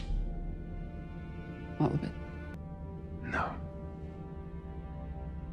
But we're both working on it, aren't we? Every damn day of my life. Remember season 1 on the Romulan reclamation project of the Borg? He was talking about how it's possible to undo the Borgness of the XBs. I'm so glad they stopped calling them XBs. But they need intense medical treatment to feel like themselves again, right? Right? We watched all that for 3 full seasons. And you're telling me on Frontier Day, every single crew member under 25 turned Borg and tried to kill the nearest person to them? And it's fine because they fixed the transporters. It's fine. Don't worry about it. They fixed the transporters. It doesn't matter. That's literally all they say. We see a bunch of people die. We see them on Borg. We see the realization in their face that they all remember what happened. And they're just like, oh, the transporters are fixed, so the problem is solved, so it doesn't matter what happened on Frontier Day. Time jump a year, it's fine. I don't know if you can see the problem, but the problem is that you literally cannot have a show after Frontier Day because every single person under 25 has the exact same trauma that has been plaguing Captain Picard for 30 years, except it's every single person. Every single person. Let's call it the Shaw versus Locutus problem, okay? Shaw hates Captain Picard on sight because of the backstory, right? He knows that Picard was not responsible, but he sees Picard. All he thinks about is Borg Picard and how all of his friends died and how he has this huge survivor's guilt for being chosen to get in the shuttle, okay? Then you have Locutus. Picard still feels guilt every single day about what he did when his body was taken over. His mind was robbed from him, and he did these horrible things, and he has to live with that. Every single member of Starfleet personnel is now either Shaw or Locutus. They're all fucked. You can't have a show set after this event because every single episode would be like, oh man, I just can't get over watching my Borg son kill my wife. Seriously, imagine 4 years from now and Ship's counselor Jack Crusher welcomes a woman into therapy. She's like half robot, right? And he's like, what's troubling you today? Ho ho, pip pip, cheerio. And she's like, you know, on Frontier Day, my brother and I, we invited our parents up. We were on the Rhode Island. They had never seen us in uniform, and they were just so proud and really excited. And then we turned into Borg. and we tried to kill our parents. And my dad stopped me. He put me in a shuttle bay door, and I lost the left half of my body, but it did stop me. The problem is that my brother was able to successfully kill my parents, and he just feels a lot of guilt because he killed my parents, and I feel a lot of guilt because I was also trying to kill them, but like because they stopped me, I couldn't be the one to kill them, and my brother actually ended his life, so it's just me, and I don't know how to deal with that. And ship's counselor Jack Crusher is just like a funny story about that. Oopsie doodles. It doesn't matter that Jack Crusher's not like morally responsible for the events of Frontier Day, but he is like 100% physically responsible. I don't know if we can trust people to be in the right mind to distinguish between him being responsible or not when he is, quite literally responsible for the worst day of like hundreds of thousands of people's lives. Like, he can't be a ship's counselor because every single person that's gonna need counseling is gonna be specifically because of an event that he caused. It doesn't make any sense. He shouldn't even be on the bridge of a ship. The man is a liability. Every single person in the nearby galaxy that is related to Starfleet in any capacity had the worst day of their lives specifically because of this man. They're gonna try to kill him. That's what the Star Trek: Legacy show would be about. This is crazy. It's crazy that they tried to do this with this story. You can't escalate things until every single member of Starfleet is a Borg and then just take it back and be like, oh, this is the Star Trek: Legacy show. You can't do it with this story. It doesn't make any sense. I clipped this episode from the Ready Room earlier where Alex Kurtzman was talking about Star Trek Picard Season 2, but before that, on that same episode, they talk about Disco versus Star Trek Strange New Worlds, and how Disco and Picard are like these season-long arcs. Picard really couldn't be a story. We couldn't tell that story without it being serialized. Right. And Patrick was incredibly clear about not wanting to repeat what you guys had done on Next Gen for all the right reasons, right? And then when Strange New Worlds came around, I think we felt like, in a way, going back to standalones felt fresh again in a way that we That's how it felt, very much feels to me as an audience member. And they talk about the big difference is that they want to carry the emotional weight of the stories from episode to episode. So like Captain Kirk in the original series would see his girlfriend get murdered, and then the next episode he's just like fine about it. But they don't want to do that anymore. Is that there's emotional serialization. Kirk wouldn't carry that into the next episode. Yeah. And in this story, we have standalone stories, but our characters are learning and growing and remembering and carrying those experiences into how they deal with the next. Look what you've done here. You spent 3 seasons talking about how if you're a Borg, you can never forget it. It's the worst thing that's ever happened to you. It affects every single decision you make, how you do your job, how you live your life, whether or not you find love and do the final frontier as love. And then you made every single person in Starfleet a Borg. I'm sorry, only everyone under 25 a Borg. Everyone else got to feel the pain of being assimilated by the young people around them unless they got murdered.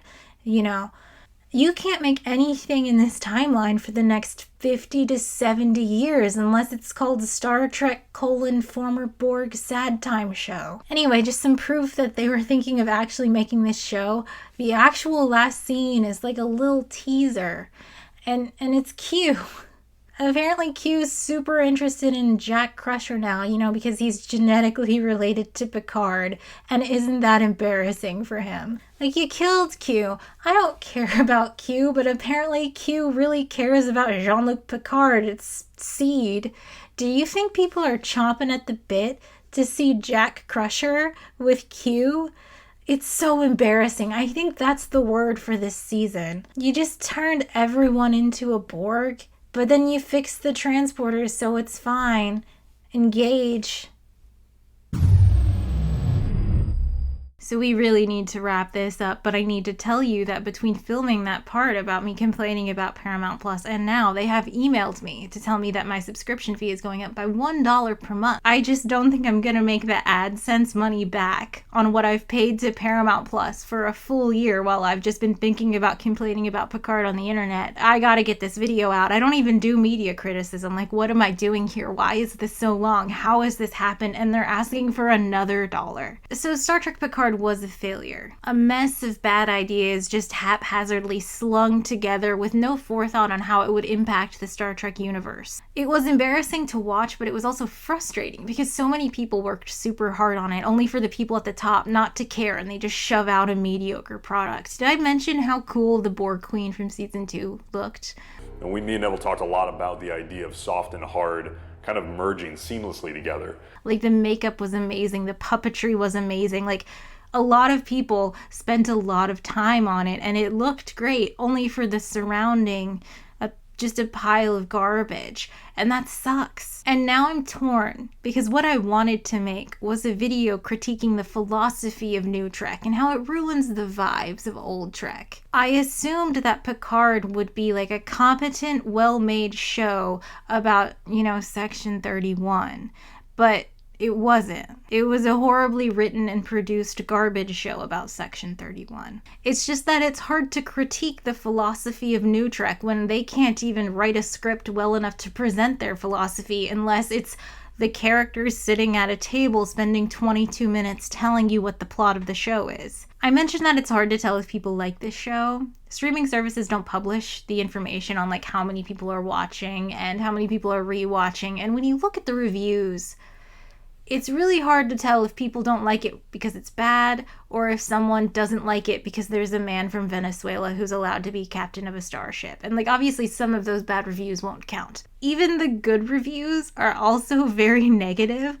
People will list everything they hated about it, and then they'll just be like, but it was really good to see the gang back together. 4 out of 5 stars. And I'm just like, what?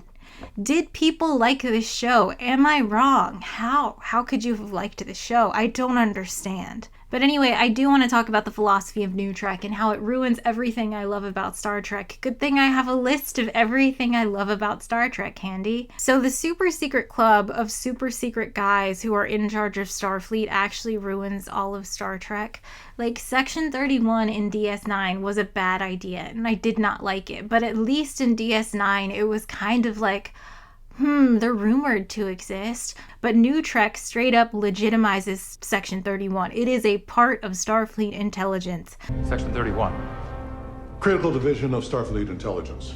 I know who they are. And that's bad. It's on every single show in NuTrek. They cannot make a show without talking about the actual super secret police that actually run everything and make all the decisions. And I don't understand how they don't realize that that's bad and that ruins Star Trek. I mean, there's this Section 31 movie coming out in 2025. I'm sure everyone's excited to see the worst thing about Star Trek in a full feature-length movie form. Maybe that will be the first good Star Trek movie, I'm sure. If you're in the future watching it, let me know. Did they cancel Section 31? Is that what it was about? Taking it all back? Resetting the timeline? Getting rid of Section 31? Because that would be amazing. The Gene Roddenberry version of the future was one where people come together through collaboration and appreciation of their differences. Think of the Prime Directive. It meant that you couldn't contact a civilization until they joined the Federation of Planets, until they had reached a certain technological level, but also a level of societal development. You have to have proven that you can set aside your differences and just work toward the common goal of exploration. It's a science mission.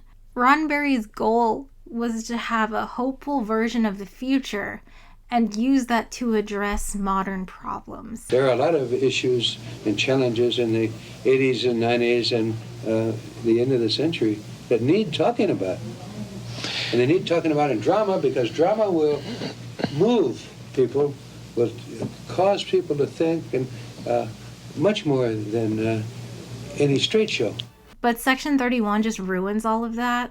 Do you remember all those times that Sarek went to those combative worlds and convinced them through language to join the Federation, to come together, to stop being at war? Actually, Section 31 just secretly went there 3 days before and murdered everyone who would disagree with him. So that's actually what happened. Oh, do you love the future of Star Trek where Earth is a true democracy? Oh my gosh, President Chekhov? This is President Anton Chekhov of the United Federation of Planets, broadcasting on all emergency channels. Is he related to the other Chekhov? I love that. That's amazing. That's so fun. Actually, Section 31 has rigged every single presidential election on Earth for the last 400 years. We don't know who they would vote for. We don't know because they kill anyone who goes against what they want, right? What about the hopeful version of the future where everyone has equal opportunity to education and housing and food? You can do whatever you want to do. There's no need for money. Everyone has food in their belly. Mental illness is solved. What a hopeful version of the future. Actually, Section 31 ensures that that doesn't exist. Refugees live in war zones. Section 31 sends secret police to kill Vulcan gang leaders. They have money, so money exists. They bribe people with money. Where do they get the money? I guess the economy wasn't solved. It's only solved for a certain group of people. What a hopeful version of the future.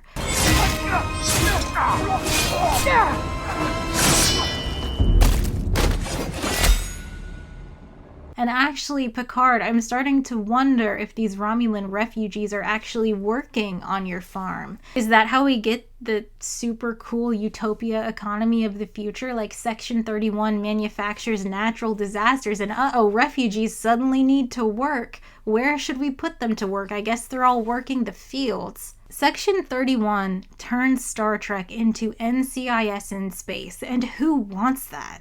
Who wants to watch the evil government group of secret police avoid diplomacy by stabbing their enemies? Who wants to see that? Why? Except it's worse than NCIS, because NCIS is an example of a successful show that can have single episode stories and maybe like longer season-long B-plots, but like real tight episodic I don't know what NCIS is. I actually assume no one has ever seen that show. That show just exists. But this is my problem with Star Trek Picard. Okay, this type of show does not work as a big 10-episode, 10-hour-long, super stylized series where every episode ends with a cliffhanger. It just doesn't work for Star Trek. Every single season of Star Trek Picard would have been better as 1 or 2 episodes. Season 1 is just like, oh no, the Romulans want to talk to the Federation. That's interesting. Oh no, actually they want to kill Data. There's a super secret ancient Romulan plot. 1 single hour of that. That's enough. 1 hour.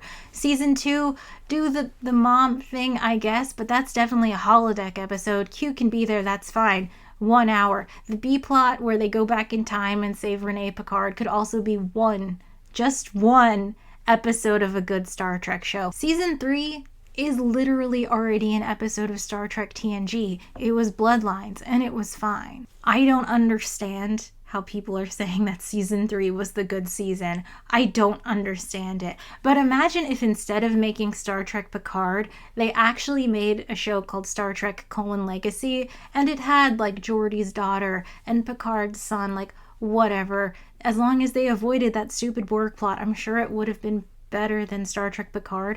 But what if on that show called Star Trek: Legacy, they had that same plot, 1 episode though, where everyone under 25 got infected with virus, not the Borg. You can't stop doing the Borg. What if on that episode, surprisingly, they did get the gang back together?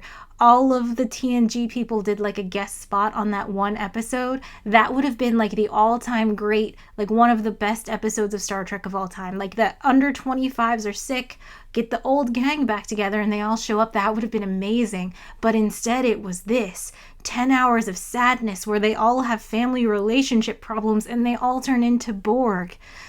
Why? It was just a drawn-out 10-hour mess. It was boring and it was embarrassing, but it could have just been 1 hour. They had the idea for 1 episode of Star Trek and they just pulled it. It was so boring. You can have a 1-episode story where someone shows up and they have impersonated someone in Starfleet, right? But if you drag it out for 10 episodes, it's like this person was in Starfleet for a year. An evil Romulan was in Starfleet for 25 years and no one said anything and no one noticed. There must be something wrong with Starfleet. And that's the vibe you get from every season of Picard. Like, what do you mean? Was a secret Romulan agent in Starfleet for like 15 years. Nobody noticed? How? Just like, wait, they banned synthetic beings?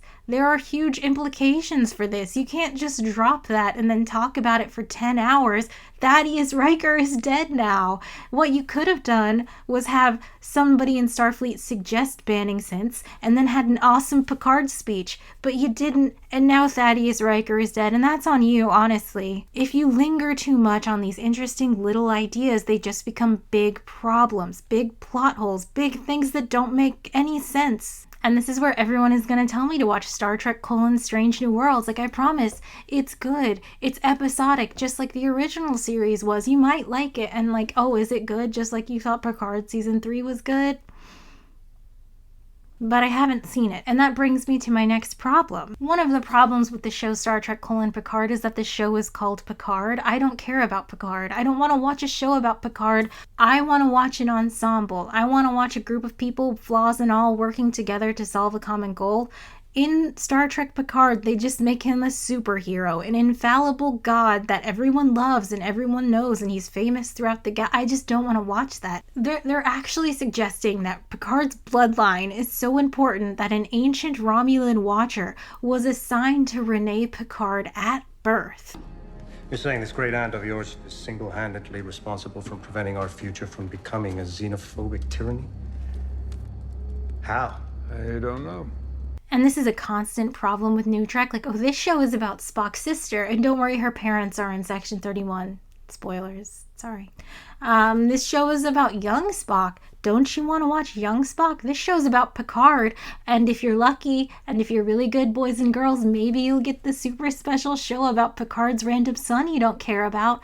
Oh boy. You remember that one really good episode of the original series with Captain Pike? That was such a good episode. What if we made 5 seasons of a show where we watched that guy's every single moment before the event in the show?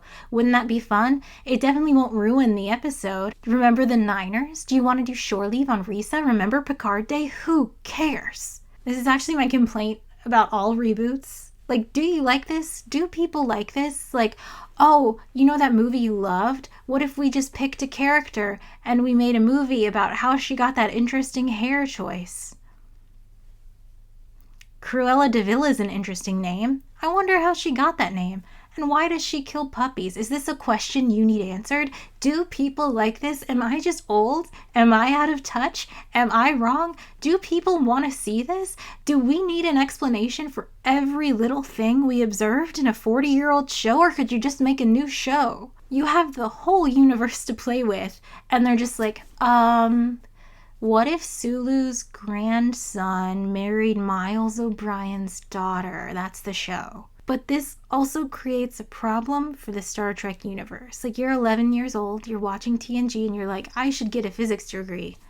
Maybe I could be in Starfleet one day, but I'll have to work really hard. Starfleet Academy is really hard to get into. I will have to work super hard to do that, but I could do it. You can't just get in. You don't just automatically get into Starfleet. I mean, unless you know Picard, or you're related to... She's here because Starfleet couldn't say no to Geordi LaForge's daughter. Oh, and Jack Crusher, wanted criminal, just got into Starfleet. Did he have to learn quantum mechanics first or anything? He just got in? For Starfleet to put you on such an accelerated track, trust me, it's an honor. Or nepotism. I think the family name might have helped just a touch. Names mean almost nothing. It's definitely nothing to do with the fact that he's Picard's son, right? Like, he just worked really hard, I guess? Names mean almost nothing. The acceptance rate of Starfleet is supposed to be like 2%, and you're telling me every single young adult Picard knows just gets in? It has nothing to do with the fact that he's Jean-Luc Picard? Which means I could never actually get into Starfleet, right? It's like a family business. I would never get to go to Starfleet. I always thought of Starfleet as like astronauts, like it's the best of the best of the best. Like every single astronaut is like, I was in the Army for 20 years and also I'm a medical doctor and also I got my PhD in astrophysics and I have an Olympic gold medal.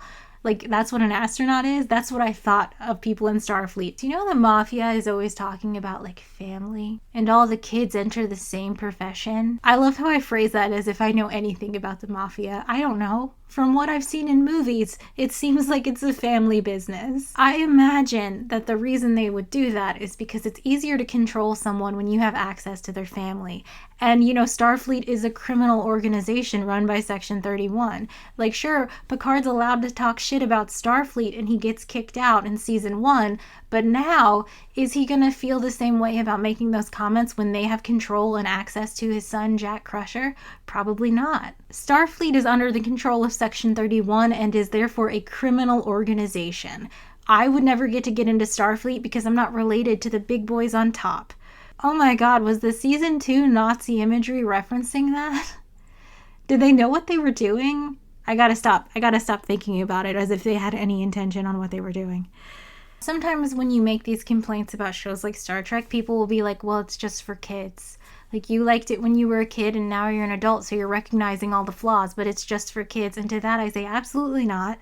Star Trek Picard is one of the most violent shows I've ever seen in my life. I actually watched 2 or 3 seasons of Disco and I had to stop because I don't want to see violent torture and rape scenes all the time. That is not why I watch Star Trek. I watch Star Trek to have fun, and it's not fun. It's depressing and gory and disgusting.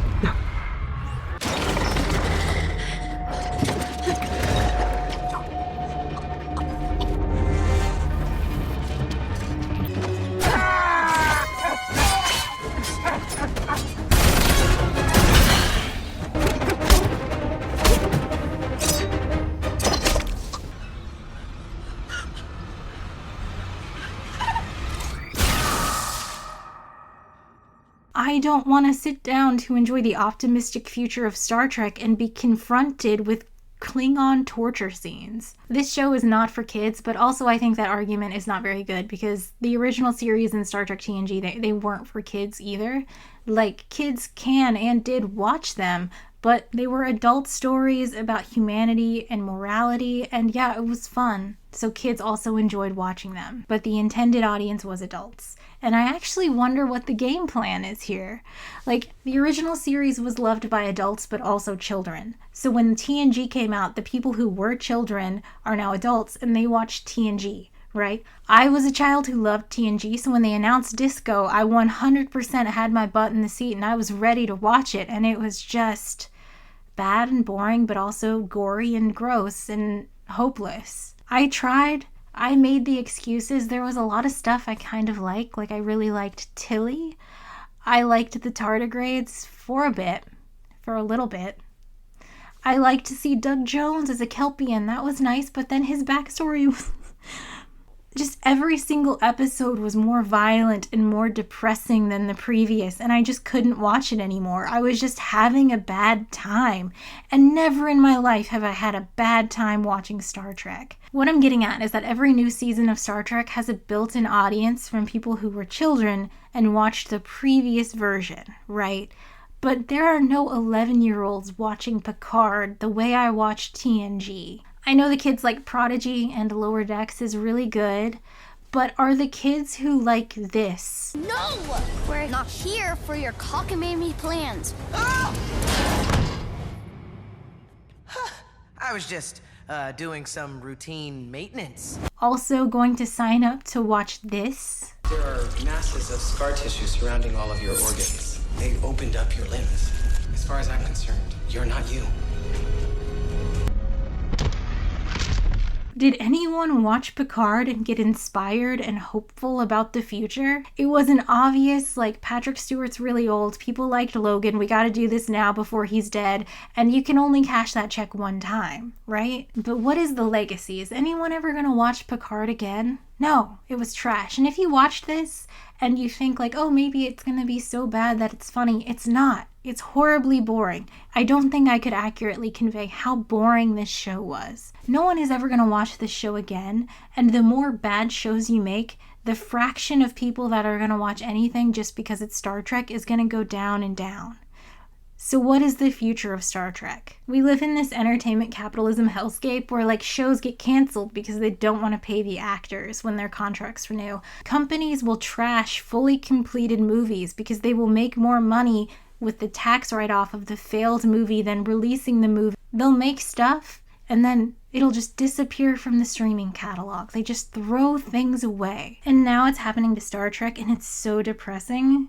But also it would be kind of funny if capitalism was the thing that kills the Star Trek franchise. Speaking of the legacy of Star Trek, this thing where people are very annoyed that the writers of NuTrek think referencing old episodes of Star Trek counts as good writing has been a complaint that people have had for like 20 years about NuTrek.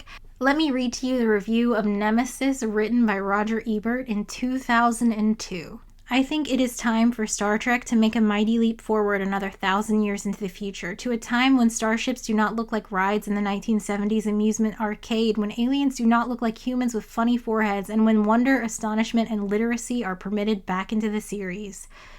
Star Trek was kind of terrific once, but now it is a copy of a copy of a copy.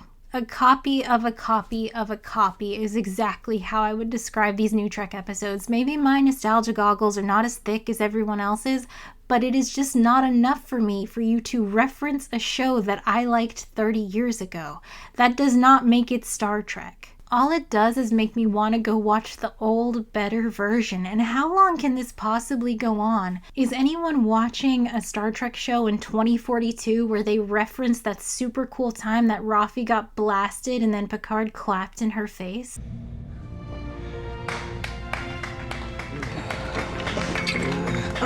Are they just saying Kobayashi Maru over and over and over again, and they're referencing the 2009 movie, which is referencing the Khan movie, and no one even remembers where it's from.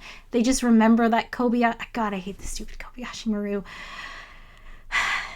The constant references to like, oh yeah, we killed Picard, but also it doesn't make sense, and also it doesn't matter, but we know what we're doing, so we'll never let you forget it, are just really frustrating. The way they write their shitty show that doesn't make sense, they fail to wrap it up, and they just end the season with someone standing on a bridge and saying, engage. Is that enough for you? Is that all you need? That counts as Star Trek, right? Engage.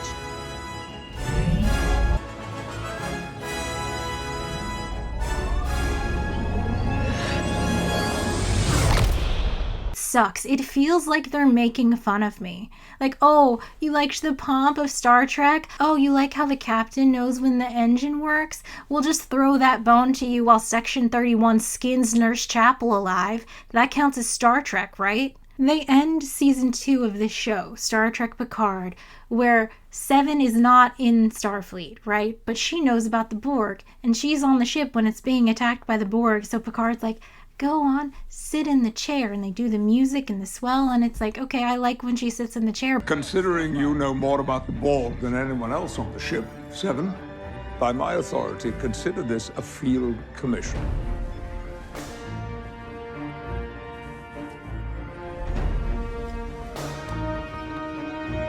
Hail the fleet.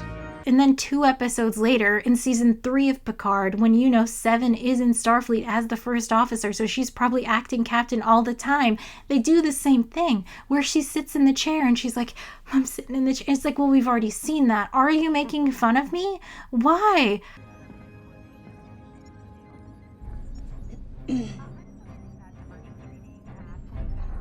We know. Ooh, she's sitting in the chair. It's the captain chair. We get it.